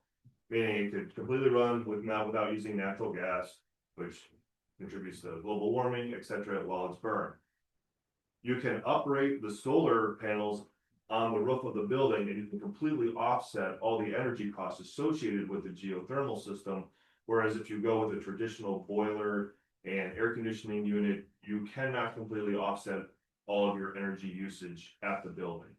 This is pretty much a driving idea in mostly all of the sustainability ideas that are happening around Dane County and throughout the country right now. It's called a net zero building. McFarland just built, I believe, their public facilities or their public safety building is a net zero building. They have geothermal and solar on the roof. Granted, it did cost them a lot, but at the exact same time, they got a bunch of money back from the Inflation Reduction Act of 30% of the cost. So when it says that the geothermal is gonna cost $450,000 additional, if you look and you think we can get a 30% reduction on that, that 450 really turns into like an additional cost of $320,000. That's what I got for geothermal and why a lot of places are using it. All right, now I will make now let's see what I want. Well, I'm just gonna generalize it. I don't want to do a specific one. I would like to make a motion that we consider geothermal for the new village hall building for its HVAC system. No, hold it, Michael, we can't consider it because we've got to make a call so they can start doing the construction document. So when you say consider it, when are we gonna make a final call on it? Okay, well, that's where, okay, Right? I think you want a decision made, right? right, I understand. Consideration. I'm just trying to figure out what bundle to like, if we want to go with the focus on energy bundle, like, let me. Because that was like an additional weird subtopic of this as well. Yeah. So let me just talk about that real quick. So inside of the focus on energy bundles, there's 1, 2, and 3 bundles, one being the bundle that provides, I'm just gonna say the least amount of efficiency for items, and bundle 2 more, and bundle 3 an increased amount. They go up in cost. Well, in looking at the different bundles, bundle 1 has less insulation, 2 has more, 3 has the most. And what I don't know is whether or not we have to specifically go with this. If we can pick and choose things from different bundles, like we can go with bundle 1, but we want the bundle 3 insulation because it's more insulation. This is gonna be a 50-year-old building. Let's insulate it up and pay the additional cost. This is why I said consider it, because I don't know exactly which bundle to choose, but I'll just, for motion's sake, I make a motion. Yeah, the packet was in here. I make a motion to go with. What the lower bundle. Make a motion to go with bundle 4 of the focus on energy. Plan that was developed, which is the good. Bundle using geothermal. All right, I will second it for you, so we can go to a vote. So we have a motion and second, we're at discussion, and I'll like to say something for the discussion. I'm opposed to it, and I'll be voting against for a number of reasons. One, this building is already, we think, is gonna be high, while getting 30% off is certainly a good deal when you save 150,000, but you're still putting in it costs us 320,000 more. It was shown on there that it's not gonna pay for itself in energy saving. I will question that. I don't believe Our solar panels will be able to handle all of the electricity from that system, plus our other one. I think even when we calculated with solar, with gas boilers, it didn't cover 100%. It was 5,000 a year, and I'm pretty sure our utilities are higher than 5,000 a year. Number two, so that there's that payback and the cost. And I think what you have to also do is look into the future. Right now, this year, MG&E jumped up electric rates by 2%. They're going to the PFC to increase the rates for 2026, 4%. And then they're gonna go for 2027, they're asking for 4.9%. So electric costs are gonna go up, and if we're tied so heavily to electricity, our operating costs are. I like the idea of sustainability, but I think you have to always balance that with the cost and find other ways of getting to that low level of, or a lower carbon footprint. So I don't think we can afford to do it. And I don't think it's necessary, and I don't think it's a good business decision for this building to do it. Anybody else like to comment on it? I've been, you know, for being, you know, sustainable myself and stuff, have been, you know, trying to stay apprised, you know, at least, of geothermal technology and stuff. I'm by no means as much of an expert on the sustainability committee, but as I kind of see things at the moment, like solar panels have, I mean, improved substantially over the last 10 years, right? And they're becoming so cheap, and houses are putting them up on the roofs, and you know, it's covering all the stuff. Geothermal has obviously also improved substantially. I just don't think it's quite gotten to that same place that solar panels are now. I think it's coming. I think it's, you know, 5 years, 10 years, maybe. I think you'll be seeing homes outfitting their homes with geothermal because the technology will be getting better and the costs are going to be coming down, and it's going to make a ton of sense. Like, why would you ever use natural gas, you know, when you can have the better solar panels and thing? I just, you know, I don't think that the timing is going to work for the building now. I think that technology is coming. It's not here yet.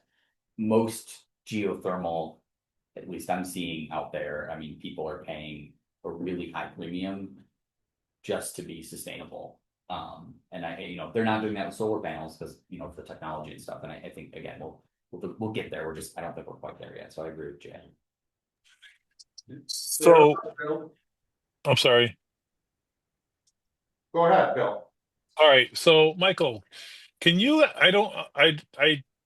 I'm ignorant to geothermal. I mean, I understand what it is. I understand we're getting heat from the ground, but where in Dane County, where is that coming from?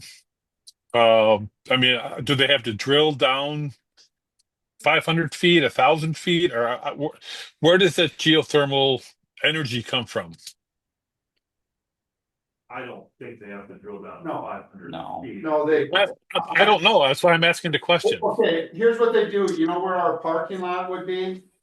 Let's Yeah. say- I'm just giving an example. I'm not an engineer. But they would go down, I think it's 20 feet or deeper. They lay down all these pipes and then they put the ground back on top. And then the air, water flows through that, and what it does is it keeps the water at a consistent temperature. So you're not heating it as much. You're not taking sub-cold water and heating it in the winter, and then your air conditioner's not taking super hot air. It's the same. So they basically dig a big field, a geothermal field, and I don't know what it is. Some place where there's a depth where it doesn't get frozen, and the ground Same around. year round. Yeah, so that's kind of the principle behind it. So you're talking a sustainable temperature of 50 to 60 degrees year round. Yes, it's in the 50s, I think. Yeah. So So that's what we're paying for with geothermal is just constant water temperature? Correct. Well, the water.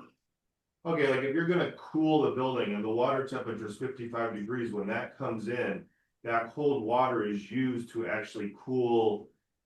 There's basically another heat exchanger, I believe, and that water is then used through like an evaporation technique, like how your air conditioner works, to cool water that then goes, that air blows through and cools your building. But that 55-degree water then is warming up because it's cooling the other side. So when it warms up, it gets pushed back into the ground, loses that heat, and 55-degree water comes back. And then you just put the system in reverse to heat the building. This is 55-degree water coming in. We're extracting heat from it. So we're cooling the water, and the cool water then goes to the ground and warms back up when it comes back into the system. All right, I think we have someone in the Yeah, audience. I'm facilities manager for the city of Middleton. This is what I do for a living. So I was there when we put geothermal into Cromery. So Cromery has fully geothermal in the Middleton School District. So it's under their football field and under their parking lot. So if you think of geothermal, the way you can think of geothermal is like a battery. So it's dependent on the square footage. So you pump the water out, it gets down below the frost layer, and that can go down into the earth or parallel with the earth. And we're working on that in Middleton as well, but it can go straight down, and it's how much water you can flow down into the earth to get that water back at a constant 55-ish degree temperature. So then it runs through reheats or heating plates, which are electric. So you use that 55-degree air to cool your building. Now, on the flip side of that, you need to run the pumps 24/7. So you would constantly in the summertime be like running your air conditioning pumps.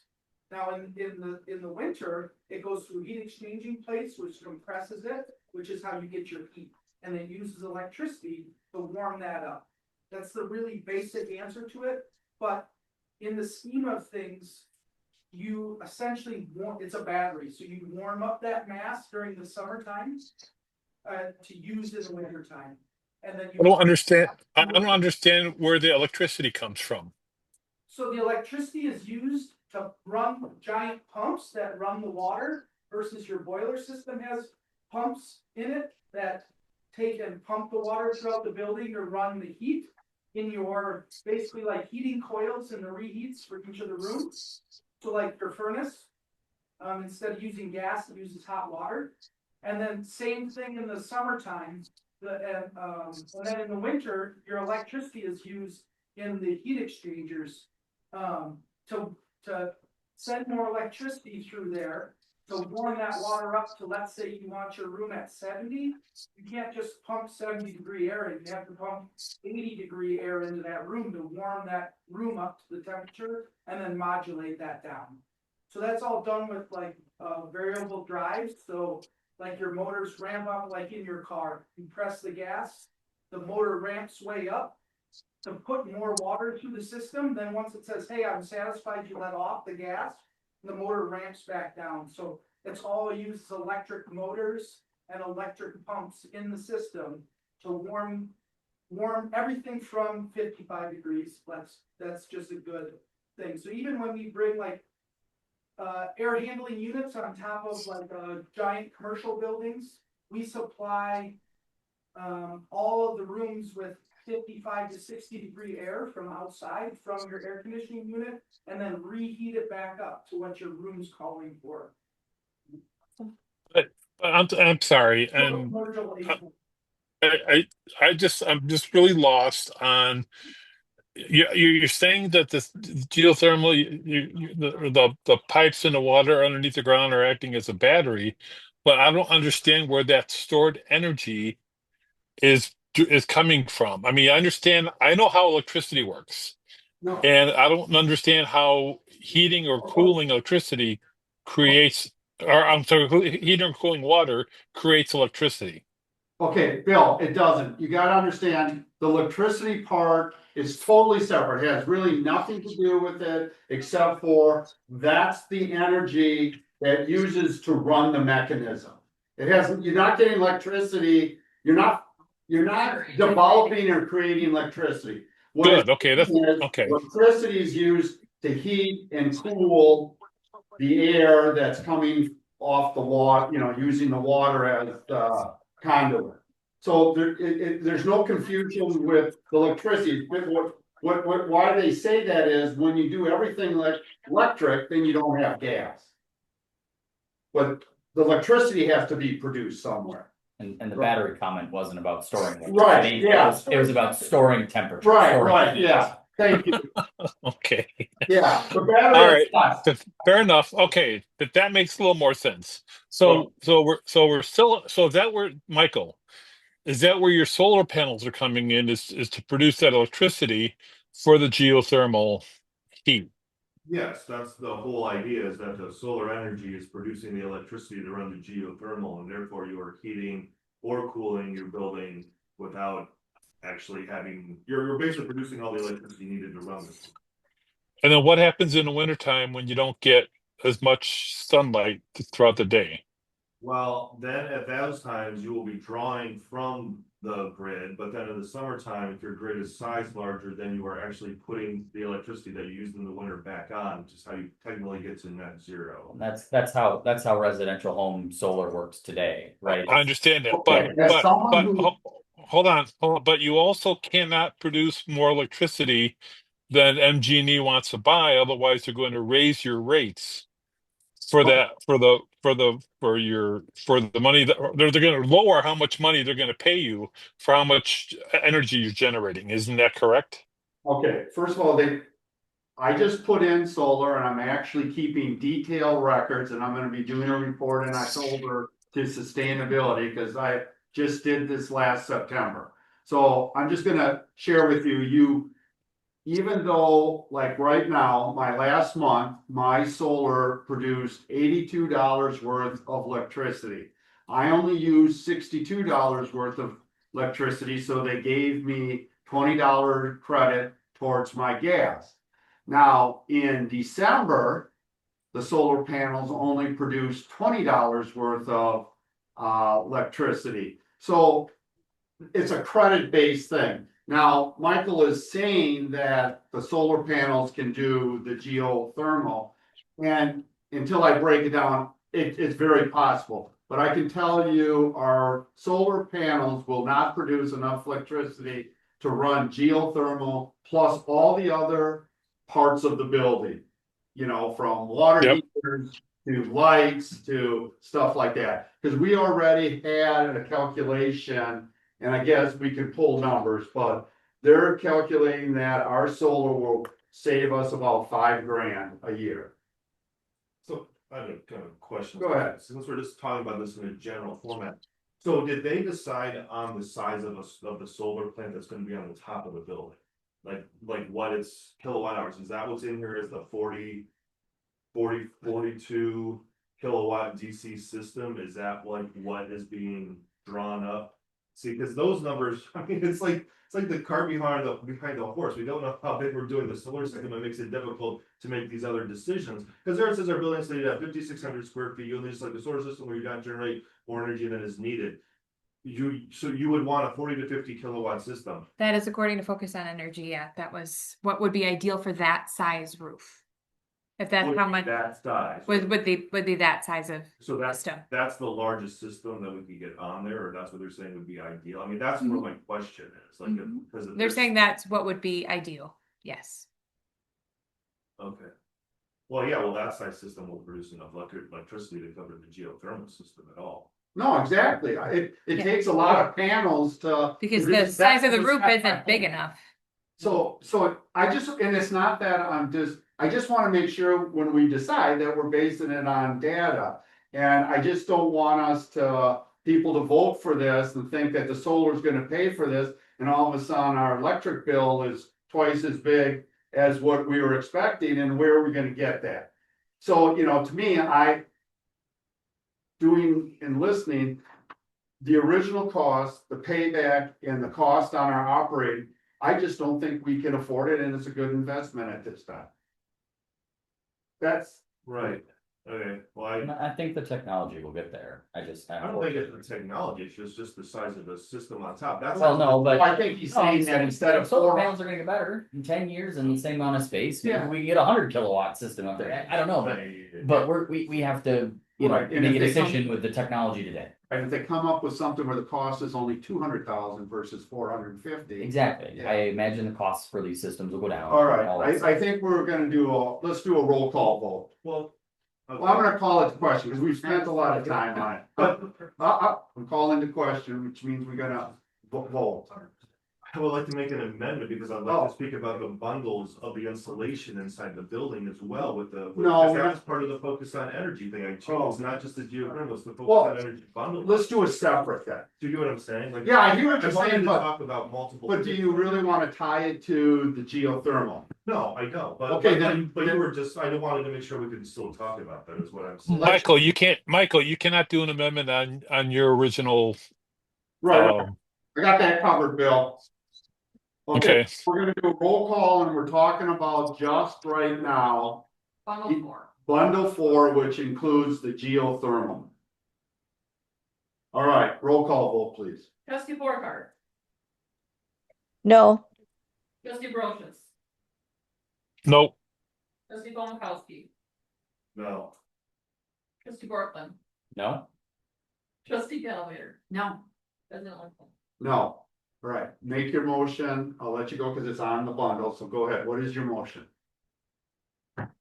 okay, I would like to make a motion. For more efficient air conditioners and insulation inside of the new building as listed inside the focus on energy bundle options. Okay, say it again. I'm trying to figure out what you're trying to say. I guess what, okay, can I just speak for a moment before? Go I ahead. make this motion? I guess my question is. Had the core planning group decided on a bundle, did they tell the architect what we're going with? On all these options from focus on energy, that's my main question here, and that's what I was trying to get a little bit at, because Cameron was like. The board hasn't been given decisions things, this in my opinion was a big decision thing that the board wasn't presented with at all. Because I don't, That's what I'm here's saying. my, here, just hear me out. I think, and this is the problem with not doing, I've gone through this once more when I build my station. And how the process worked with focus on energy at that time was, we came up with what we want. We gave it to focus on energy. They graded it and said, your building falls into bundle 2. And they gave me this amount of a rebate. Okay, that's how they did it. I didn't go and say, I want this bundle, because you can get points, as you see, if you do more insulation, like on my building, I did membrane and insulation on the top. And I put solar and that gave me points, like, all right. So it wasn't like, here, you gotta pick this furnace, this air conditioner, this insulation, and then the next bundle is this one, this one. They look at those ratings and see where you fall. Now, we can do some follow-up on that. That's my understanding how it works. So, Right, but you're saying they put you into bundle 2, is that because you designed the building with more efficient air conditioners already and more insulation and this and that, and they said, hey, this is bundle 2. we built. You get what I'm saying? Like, so what bundle are we in right now? That's my question. Like, are we using R15 for wall information? Or are we going to R40 for wall insulation? This is a 50-year. None of us know that yet. Okay, well, that's Okay, the question. That's what I'm Well, wondering. I know, but I think the time will come when you do, you know where you wanna do that, when you look at the construction documents, look what they have. And if it's not the rating that you want, then you bring up to the board and we say, hey. We want, instead of R10, we want R15. Now we've told them, and they know we wanna be as sustainable as possible. They're trying to work that with how much we can afford. So we may not be able to get the highest efficiency air conditioner, but we may get one that's high efficient. Maybe it's number 2 on the list of efficiency, Okay. but it saves us $5,000. We can afford. You see what I'm saying? That's where to do it. Okay, well, that's why I didn't know where to do it, Yeah. because we don't get any feedback for where things are or with this building. This is all, Well- it's just a big question of when do we get to this? I'm going installation? When do we to get this strongly these other things? disagree. Instead of sitting, when we had him there and we were going through it, you could have said, hey, I would really like you to consider putting R15 into the walls. I would prefer if you would give us options of the highest air conditioning efficiency we can, and then one that is in a moderate level pricing. That's what you can do, Michael, but it's hard for the group. We're trying the best we can to use as much sustainability as possible, but I can't go and tell them I want 15 because I don't know that's what you want. Well, you know what? I don't know it either until I started looking at the, I'm not a. Well, I don't this is- build buildings. When I finally got to actually see the focus on energy thing, I'm like, oh, we can actually upgrade our installation. Oh, we can actually. Isn't this the second time you've seen it? Didn't we have this 2 months ago? The bundles? I thought we had all the bundle stuff 2 months ago. It was- This document, I had to ask specifically from her. This has never been in a board packet. Okay. This bundle. Then that's a fair enough. That's what I'm That's a saying. fair I had enough to- criticism. The only one that was there was the one that was those 4 slides, that's a geothermal, it's $450,000, it's too expensive, it was 4 things, and I was like, where's the bundle specific document? Well, I thought we did have, I'll go back. I'm pretty sure we had a meeting I with all the don't, bundles. you had to send that to me. I sent it to you That's directly. called the and- memo one, but we definitely have done bundles before. We've discussed bundles. Don't know Not at the board. level. Really? I don't think they were discussed That's here. why. Just to confuse it more than we have. Okay. And that's a fair, I mean, that's a, That's- then that's a fair criticism. I mean, you And we'll might, take that on Yep. and do a better job then. I mean, I think that you talked about this at a WOLD meeting where the focus on energy people came in, you saw this document in that meeting, but. the Okay. board- We never had a focus on energy people come to a core Okay, planning or- meeting either. Or we'll do this with this We'll do document? this, Okay, well, yeah. then whomever, I'm just saying that that's when we probably saw this document before. Sure. Anyways, All right. That's basically what I'm saying, cause I'm like, when do we get this All right. option to do? We these get the, things? that's where we'll do it and we will get this information out. Okay, thank you, well, that's Yeah. because I just don't know when these things happen, and that's, so. No, it's a valid point. Like I say, I think we have brought this project to this board numerous times. But, yeah. Well, You- then, you understand what I'm saying? yes, I hear what When you're this saying, happened- but do you hear where I'm saying? Yeah, I do, Okay. but when this document was delivered to Carl Yes, or that. I know that document, but you've had thoughts of other things for sustainability that I've heard you say at other places, so I've tried to incorporate that in. But it's also yours when we talk about these, to bring them up when we have that discussion. On what you've seen from the building. Right, that's, Okay. that's, no, All right, good enough. yeah. All right, are we good with this or? Yes, this Okay. is the plan, this is what's happening is, and. Okay, and the one thing is that we're sure that that's the size of the solar system that's listed on that one thing, the $80,000, the 42 kilowatt thing where it says our building is slated to have that much. You need. that's what I got from Focus on Energy. I think a lot of this stuff is still, it's estimated, it can't Okay, be. Yes, well, and the exact. in the bottom line, again, we talked a little bit about this. If the building comes in, we may have to find places to cut money, right? To make it to so where people are feeling comfortable with it, okay? So we need to break all this out and that's how it will be done, but we'll have to, again, yes, that is what we're going for. We want solar on all the roof that takes it. Okay, That's just the kind of- goal, Okay, just, all right.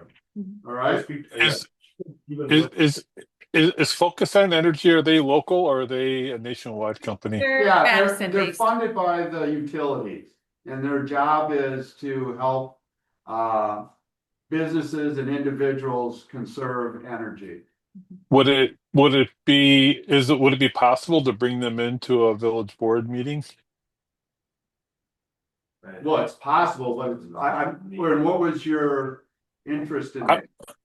Well, because they may have more definitive answers if we have more specific, questions. So right now we're reading from a report, you know, and if we get dialogue back and forth, and maybe a village board meeting's not the right place for it. I don't know. I'm just kind of thinking out loud and just brainstorming because it sounds like it's an important issue, but we don't know enough yet to be able to resolve anything substantially.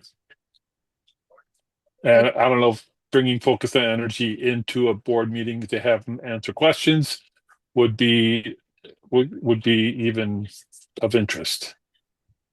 Okay. All right, let's move on to number 8, discussion and possible action on draft request for proposal for furniture for the new Village Hall Police Department project. All right. So I put some of these together. I can just kind of kick it off, Jay, and I don't know if there's anything particular you want to No, this highlight. and to keep them informed that we're trying to get what the cost of the furniture is gonna be, so we Yep. can see if we're within budget. So Right. it's up to them how many questions they want on this. Okay. Yep, so it just outlines like what the proposal would require. So I'm just saying here, like the RFP is to solicit proposal for a purchase of furniture. And so, you know, it would be the community room, conference rooms, offices, lobby, break room, quiet room, etc. All of the police rooms as well. And so I have the evaluation process. I have examples of what the furniture could look like, following. All right, questions, Cameron? I don't know, this is probably a nitpick maybe. There seems to be a lot of chairs in the offices. And I don't know, I'm just like, I'm looking at the village administrator office, right? There's like, I mean, obviously your chair, and then there's 2 additional chairs, and there's a table with additional chairs. Like, do you anticipate having 4 people in your office at one point with you, generally? I would say I'd like the option. Okay. Yes. Because the conference room, you know, maybe being used, or I might have guests, you know. I have had meetings like that now where I've had to pull in people. Okay, and I had a similar comment on the police chief. Tony's here, but it was just, you know, there's main office chair, table, 2 chairs, and another 2 chairs.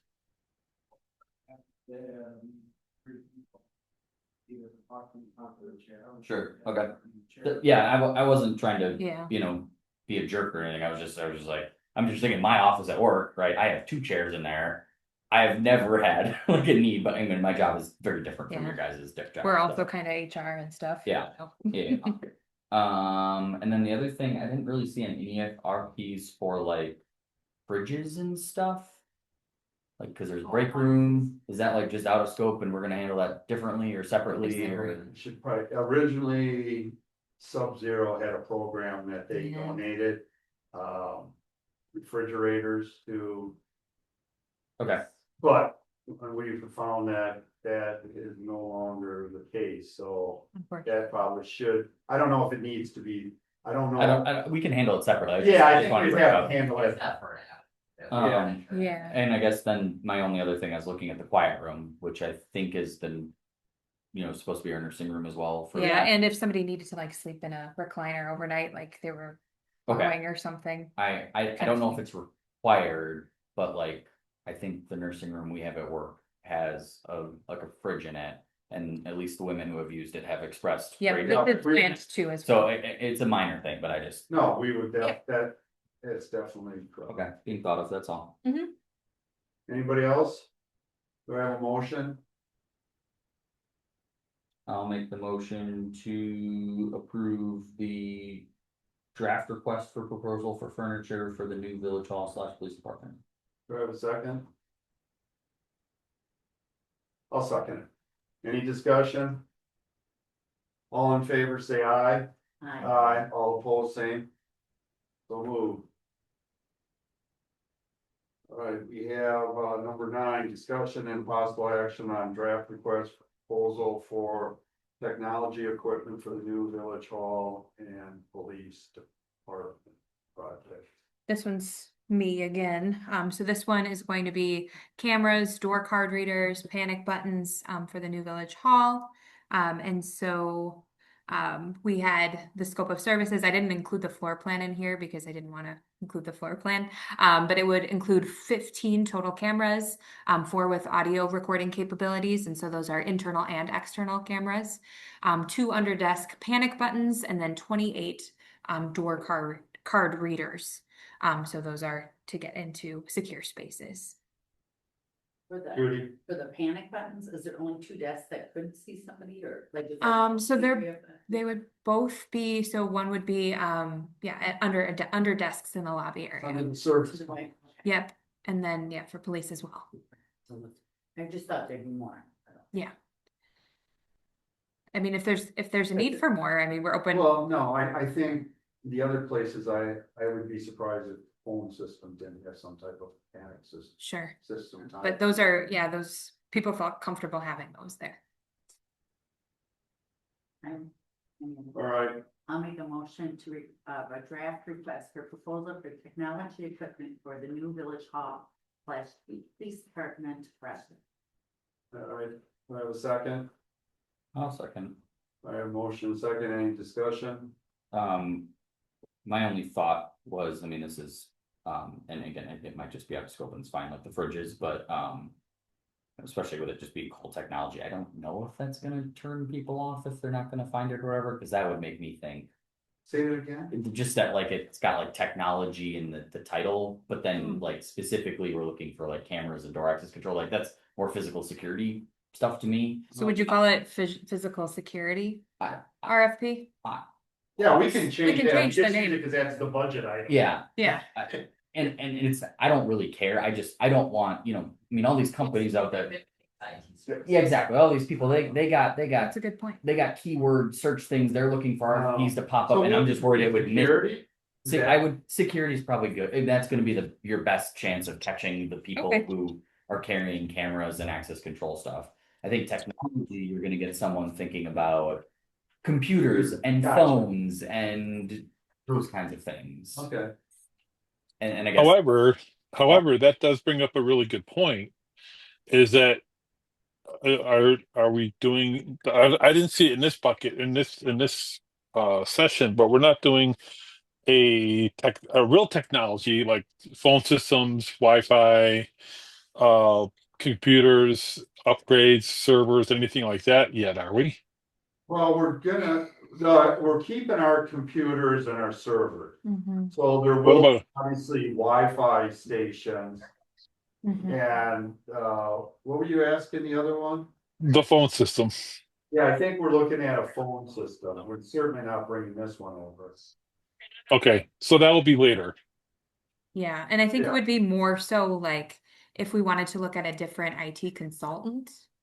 Yeah. Is kind of what you're getting at. Yeah, well, I think That would be change. later. Yeah, see, I think that the right choice is to change it to security rather than technology. Okay. Thank you. We'll do that. Yep. And you're gonna definitely 9,000% want someone to look at Wi-Fi and access points and where they go, because the technology is really good nowadays on that stuff. Well, they But- have an expert in that. But yeah, well, and that's fine, but just your people who are gonna specialize in cameras, panic buttons and access control are not gonna be Right. Wi-Fi experts, so. Sure. No, Noted. no, that part of it we were moving to. All right, Couple more. did we? No, we didn't go. I'm All sorry. in favor? Well, we said we we're gonna update it to security. Do we need to change anything or does it not matter? You can just. Okay, great. I'm good with it. I've got it noted. All right, all in favor, say aye. Hi. Aye, all opposed, same. Next one is, 10, discussion and possible action on draft request for proposal for police lockers for the new Village Hall Police Department project. We'll do them one at A first.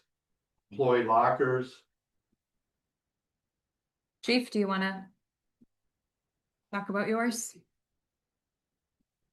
I was gonna ask them to speak because I don't know. I don't know what they should be, so.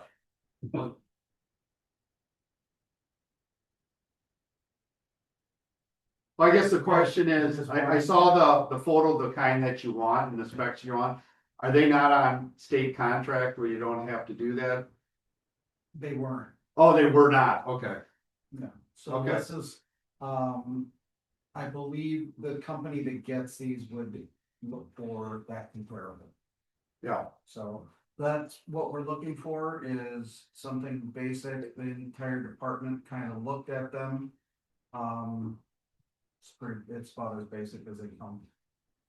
now, maybe I missed it, did you put in where you want electric outlets on I the roof? put it on the, I put it in the, information. Here, Oh, collect okay, equipment gotcha, okay. can be run down existing walls or from ceiling drop downs, trenching or concealment. And all, you got the dimension that'll fit in that wall space for the number you want. Right. Alright. All I get. So that's his employee. Do you want to just go to, do you want to do this all as one? Well, Gonna do evidence two together? I think they're separate, aren't they? So Okay. let's do I have a motion on the employee locker, proposal? I will make the motion to approve the draft request for proposal for employee lockers with the new village hall and police department. Do I have a I'll, second? I'll second it. Alright, thank you. Any discussion? All in favor, say aye. Aye. All opposed, same. So moved, right, evidence lockers. So currently, I mean, best practice is to have pass-through lockers, so to explain what that is in comparison to what I'm showing you here. Pass-through lockers would be, so you'd have the wall, you'd have the lockers, and then when you put the evidence in, there'd be the person who receives it would receive it from the other side of the wall. So that creates a pretty secure way of processing evidence. You know, an officer puts it in the lockers, secures a locker, and you really can't have access to it unless the evidence tech receives it on the other end or allows you to have access to it again. Now, that's a lot more costly than what we're doing here. This is exactly what we're doing now. We only have one person who has access to the evidence besides myself. And so I think this would be a reasonably efficient way of doing it and also cost effective as well. It basically would give, that would be what we would be looking at. So you're looking at about, what is that, I counted on some point, 16, there's 16 different, they come in spaces of like 3 feet. So if you look at it, it's really 3 feet put together, so it's a total of like 9 feet, I think. And then different sizes depending on what kind of evidence we have. Evidence does not, our policy doesn't allow for evidence to sit in there very long. It's gotta be, so this is a temporary holding. So once we put it in temporary holding, that locker would lock and we wouldn't be able to unlock it. So the only person who could get to it would be our evidence tech, and they would retrieve it and then just go around the door, go inside the secured portion, which is what we do now. It works just fine. And only he and I have access to that secured evidence. I think as we're all looking to save costs, this would be the way to go. I did receive in transparency, I did receive an email today from Alyssa, which I'll forward to you, and she's like, hey, what best practice is the pass-through locker. So I explained to her why we went this way, and I don't even know why she cared so much, but she cared. So I did respond. Melissa from Old. Yeah. Oh, So We haven't seen her in a while, but. so this is what I would recommend. I think this works just fine. And we'll, you know, it will fit the needs that we have. all right, do I have a motion? Thank you, Chief. I make the motion to approve the draft request for proposal for the evidence locker for the new village hall and police department. All right. Yeah, go ahead. I will. Okay, I have a motion and a second. For Bill. Okay, any discussion? Yep, I've got a question. So, Chief, this is for a keyless or electronic locking mechanism, is what it says, and on the spec. So, assuming that fails for some reason, lose power or the keyless system goes up, is there a backup to be able to get access to these other than from the back? So, for example, you have an officer that wants to put evidence into a locker, and there's something fails on the keyless entry. Is there a way to get that evidence locker then open? Do you understand what I'm asking? Yeah, it's a very good question. I don't know if I looked into that, but I'm assuming like all locking, there'd have to be a key portion to it, because even safes for guns, and they always have an option for keys. And I do see key slots, so I thought I did. I was looking at that, it didn't look like those are key slots. They look like they're just tagged to number the locker. So I do think, so obviously that picture is just what we took off the internet, that's just but I will definitely have to look at that, because we would have to have access to that, to at least minimum lock it, and open it. My guess is that they've addressed that somehow. Yeah. And I'm assuming it'd be one key would open every locker. I mean, I don't know. I have no idea how that will work, but I think that's something you should look into. It's like, do you need 16 keys, or do you need one key that can open all of them? Does each officer get a key? That's your side of the fence. I'm just asking the question. I didn't think about it, so. Yeah, we may wanna just go back to the old lock and key. Well, you lose the audit trail piece then. Yeah, what's cool about this is that it audits. Yeah, I mean, But this is a temporary, so. I'm not an expert, but if something goes missing, you're gonna want not a key. You're gonna want someone to have this Right. thing to open it. So you can figure out who But opened like it. that's more important once you get it to long storage. Sure. This is usually way less than 24 hours. And a lot of electric locks, if the power goes, they unlock automatically, so people don't get locked into places. That's why I only suggest that we may wanna just go old fashioned on. Like you say, maybe there's gotta be a solution. and I don't understand, do the officers get a card that opens all of them? No, I think they are open until you close it and push the button. Oh, gotcha. So they're all open.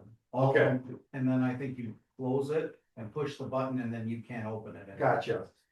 And then the person has the Yeah, key, has to have- opens and then And leaves. that's the why I light. think there's gotta be a key component, maybe it's not in the picture. Yeah, but that's a good, Bill brings up a good point, we Because- definitely know what There's no- happened. There's no code in there either, No. for us to punch in, so there's gotta be a key. Is the building generated?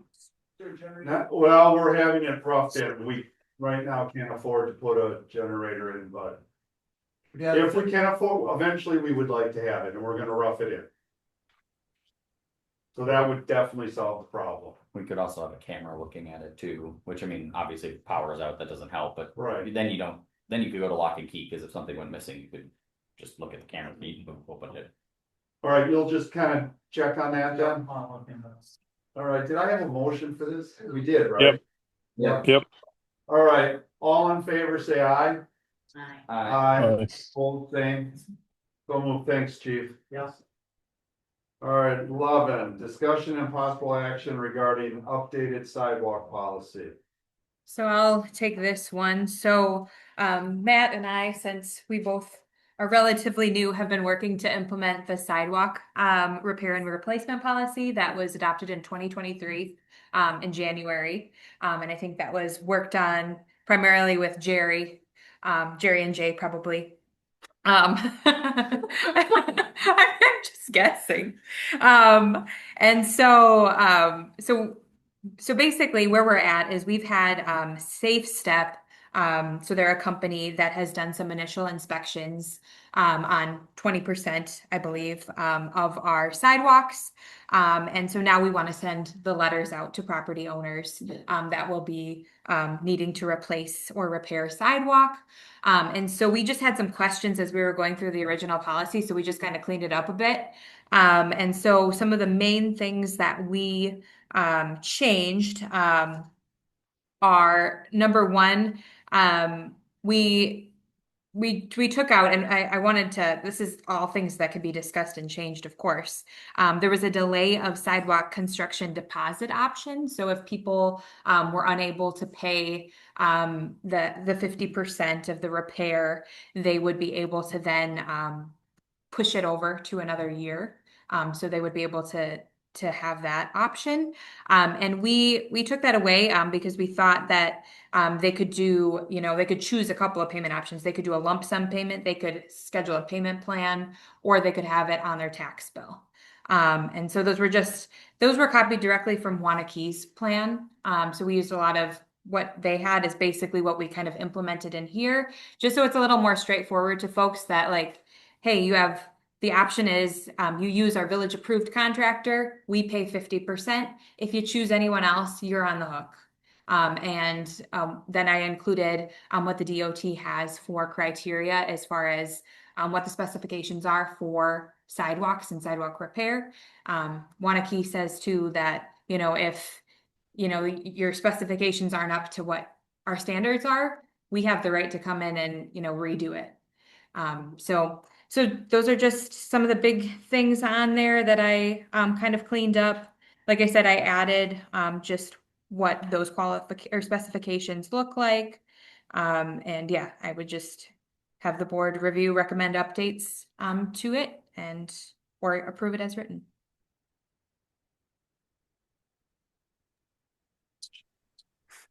All right. So I got a quick question. So I thought at one point, and this is probably while I was off the board, but I thought initially the homeowner paid for their sidewalk when they built their house, and then we paid for the sidewalk repair after that.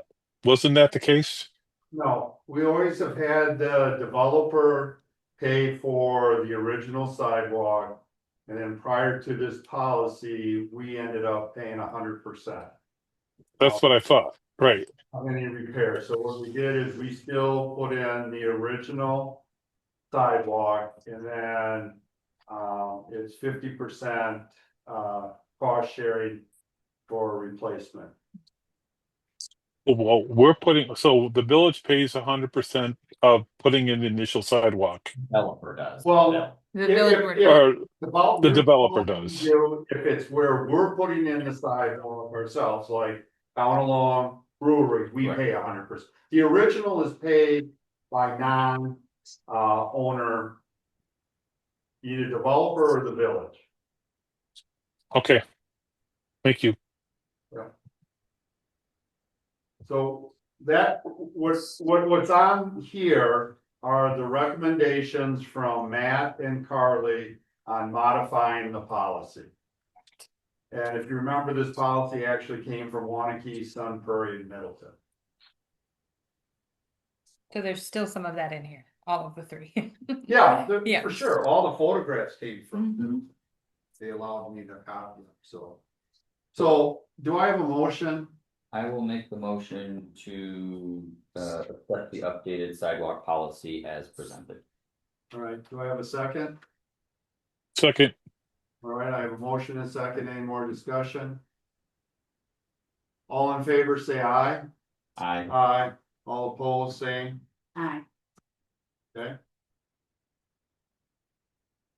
All right, 12, discussion and possible action regarding 2024 compliance annual maintenance annual report. A lot of annuals there. Oh, Yeah, So, you wanna say anything on it, or? one extra one. This is just a report we gotta do for the DNR, the board has to okay it, it pretty much just says. What our usage was and. Just information about the sewer plant, I think at the bottom, it gives us a final grade, it's like a GPA. We got a 3.8, I think is. What it came out here. We got a B. That Oh, that's close to an A, isn't an A a 4? our Yeah. Section B. Where does it say the 3 point? What page is that on, Matt? probably the last page. 211. And 214 says section graded B.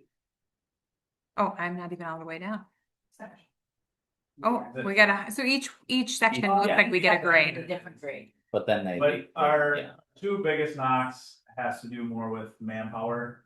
We don't really currently have a good backup for Ted, who is our current wastewater operator. And with the lack of manpower, our lines aren't getting jetted as much as they should be. With what lines? Sewer lines, sewer mains. Oh, okay. Like jetted, so we take a machine and clean them, you mean? Take run water and hose up and through and back through, just any kind of sediment or any potential clogs to remove them before they do become backed up. And that's like under all the streets, you mean? Yep. Not just on the point, is what. Yeah, I'm just throughout the whole street. Okay. Different. That one's not too bad. All right, So yeah, 3.86 is what Yeah, we you got had, it. so. We got it. 3.86. yeah, That's pretty good. better That's a than, lot. I was gonna say, I don't remember the exact, I remember there being a couple Fs a couple times. I mean, not that it impacted like the final, but there was a couple sections that we failed on, and so I was pleased to I think see that was- no failures. That was a different report, I think that's the one with the exchange, yeah. They do the same report. Okay, never mind. I don't know. Never mind. No. Reporting, yeah.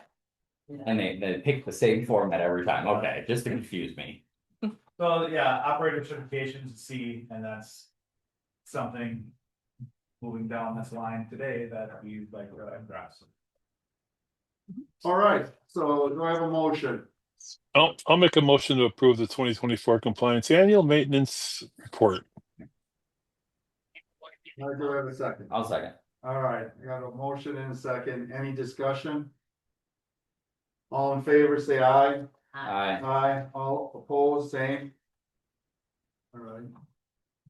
Guess we should probably wait for Bobby to come back since she's recording. Yeah, I'm recording. And she's also presenting this next item, so that's good. Oh, there's a splash flood. Oh, all Oh, right. really? I think for you, just, yeah. Oh. Okay, so just so you know, the last motion passed 7-0 or 6-0. There's only 6 of us. I'll listen to the recording. Okay. So number 13 is discussion and possible action regarding the 2025 sewer rate resolution. I will make the motion to approve the 2025 sewer rate resolution. Do I have a second? Second. I have a motion and a second discussion. This was, we passed this. Yeah. How long ago, but this is the resolution. I was just gonna ask Bobby, logistically, July 11th, is that like at a Yep, so we'll read meters between on the readings? tenth, Okay, and so just, anything built through the 10th will be the old rates. perfect. All right, all in favor, say aye. Aye. Same. So moved. 14, discussion and possible action regarding wastewater treatment operator 2 position. Do you want to take this, Matt? You want me to? Go. Okay, so this is the wastewater treatment plant operator 2 position. So we did so Scott Schmidt got pushed into that foreman position. So his old job as PF1 or PF2, it was PF2, I'm sorry. We are hoping to change into this wastewater treatment plant operator 2. That's why we still have the 2 there. So this position would be created to assist Ted at the wastewater treatment plant. So we're looking to have someone else who has the certifications so that we have multiple certifications in our organization to, continue to ensure safe and efficient delivery of clean water to our residents. So a lot of this was modified from Ted's job description. So a lot of this, we added like assists, aid, because this person wouldn't be the primary. They would report to Ted directly. So it's a lot of the basic requirements that are needed to, run the wastewater treatment plant. We also added in here that this person would also take part in public facilities work if necessary. If obviously they would still snow plow. And then, on days that, everything's done at the treatment plant, they'd come up and help with whatever else needs to happen in public facilities. Anything else? Oh, and then as far as the certifications, we are asking them to obtain the grade 1 water operator with the required subclasses within a year, which is pretty feasible. And then we would want them to obtain that grade 4 advanced wastewater operator within 3 to 5 years as well. And then obviously having the CDL as well is a requirement for our public facilities guys. Okay, so right now, he doesn't have any of the qualifications to hold this position, right? We have this position and we're gonna train him to it, correct? We If I'm have a on- vacancy. What? He's talking about the person we're gonna talk about in closed session, right? The We're just- person. Are we that- just approving this position to be filled? Well, I'm trying to, yes, what we're trying to do is, just the report, is have a backup. So we're making a position for that backup. Yeah. And they've hired somebody, because that's what we're gonna be Well, talking. we've extended an offer, but yeah, Yeah. it's contingent upon you all. Well, that's why I'm asking. Yeah. Is he at the level of what this position is, or are we hiring him to get to that position? You wanna talk to him? He's somewhere in between. Okay. Okay. So he has some familiarity and he's Right, very willing I'm to, trying to go where Michael is, we're right now saying we want this position, okay, right? Yep. Okay, so I just wanna make sure the position is a position, not tied to the person that we're oh, hiring. correct, yep, Okay. yes, absolutely. This is what we would want them to get, Okay. yes. So we have, okay. Yeah, see, this, For, I don't, we're just talking about a position. I don't wanna. Right, I can do, I can. No, but I needed to No, no. know that to make sure we were talking about a position, not an individual. Sure, okay. So there's currently a vacancy, Correct. okay? We want to update the position, we wanna remove that current whatever we have there It was for facilities too. description. Public facilities too. That was, okay, public facilities too. And we would like to remove that one for wastewater treatment plant operator too. That's correct. For this. That's my position. understanding. There will still be Okay. public facilities But- twos, No, but he's- yes, that's what we're doing right now. Position, we're upgrading to an operator too. Okay, hold on. Correct. And what was the title of the current vacancy? Facility, public facility two. Public facility two, okay. What is the delta that we're budgeting between the public facility two? We haven't talked about that because. That's in closed session. No, well, no, that's. I'm the end of asking, it. No, he's. I'm allowed to ask for the budget of a position. Right. General. I don't care who the person is, I'm not asking about The that. question should be, what is the grade? Because that's how we Yes. do ours. Thank you. Yes, what is the grade? Because I didn't see it on there that this Mm-hmm. position's gonna be. And I wanna know what the grade of the current vacancy is. It is the exact same grade, Okay. They're the Thank same you. grade? yes. Okay. So approximately the same budget. Mhm. I'm good with that. Yeah, And however, this position would probably fall more heavily on sewer and water and less on the levy. So it would help our levy. Correct. right, but As we just lower the sewer rates. But we're trying, you know what I'm saying? We're trying Yes. to separate it and that's where the three of us are coming from. We're just talking about a position, nobody else, and we're trying to figure out how it fits into the system. Go ahead. So. How did the wastewater treatment plant work if this position doesn't exist now? That's. Currently, there's a PF2 position that is helping out on day to day. He's kind of doing this position as is, but they don't want to continue that. They'd rather come back to do the full PF2 position. Like, so right now it's Ted and this other guy kind of running the plant. Yes. Basically, Yeah. he's, the one fellow's like, I don't wanna help with the plant, I wanna just go, He would PF2. rather be in his former job description. gotcha, okay. Judy? Bill also has a question. And this is what's gonna help us from our last report, because they looked at our man. Correct. Correct. Right, Bill? We'll ask that we put the grade, things he brought it up, we put the grade in this position posting as well. Well, I think we're past that already, Bill, but you're We are, right. but that that's a would be- good point. I had it in the listing itself, but not in the job description. That's what I'm asking. Yep. It was there.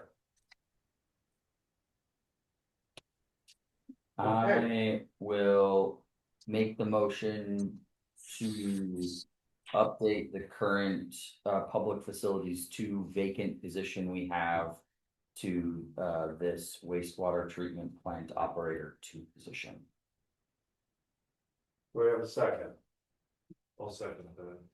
All right, I have a motion and a second discussion. Go ahead, Michael. What is Ted's current position title? Is he wastewater treatment plant operator 1? Just operator. Or just operator?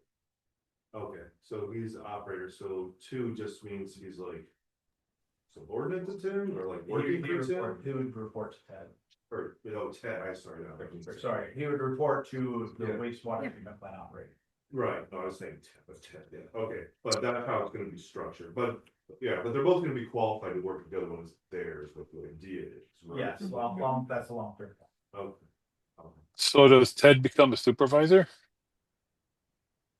I mean, they both would report to me, I guess, overall, but But yes, he will supervise him day to day. it would be. Right. So does his title change to supervisor? I I mean, don't think we do anything like that. If Matt believes there's enough change, if you look at our grading system, one of the columns is on supervision. So if Matt thinks there's enough there and he wants to propose for this to go up because of this added responsibility, he certainly can. That would not be us. That would come through the budget process as a supplement. Perfect. Right? Okay, Good. perfect. All right. Oh, go ahead, Michael. With this change, are you gonna lose manpower to public facilities at all? So Because you're losing a position there, right? Is that? yes and no. So some of the job tasks that PF crews are doing now will fall under the wastewater treatment plant operator 2, such as turning valves, checking sewers, welcome fire hydrants, that kind of thing. So it's kind of balance out. Yeah. Mhm. Yep. Kind of relieve some stress at the plant level, so. Mhm. All right. All in favor, say aye. Aye. All opposed, same. So move. All right, do I have a motion to go into closed session? I will make the motion to go into closed session. Okay, hold on. I have to make sure I'm pausing this. Well, Wait, we should hold it until we vote. yeah. Okay, yeah, thank you. I just had not super familiar with Someone this. second that? I'll second that. All right. Roll call vote, right? Do we have to do a roll call? Okay, roll call vote. Trustee Calloway. Yes. Trustee Paul Mikowski. Yes. Trustee Bortham. Yes. Trustee Brochus. Yes. Trustee Borhart. Yes. And President Lincoln. Yes. So we're in closed session, so we need to stop the recorder.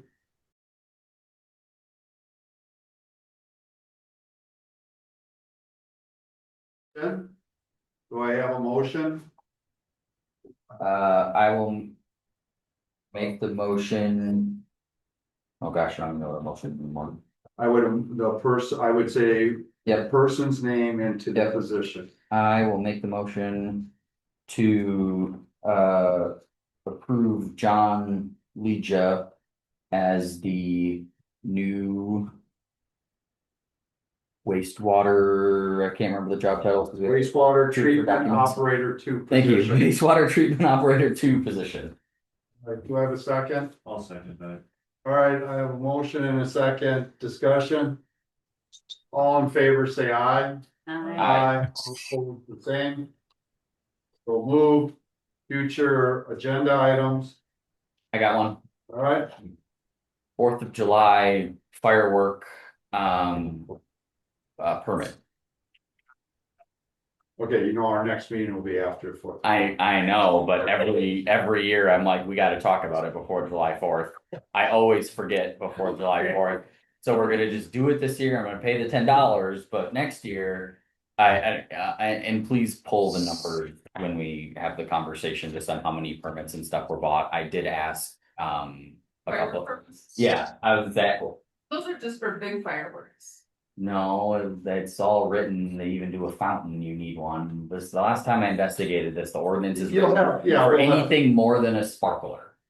And which includes fountain, but Chief Tony already says he doesn't enforce anything, and like 1 year I checked and it was like we had sold 4, but obviously more than 4 people had fountains out, so we should just clean it up. So you just want to clean up the ordinance?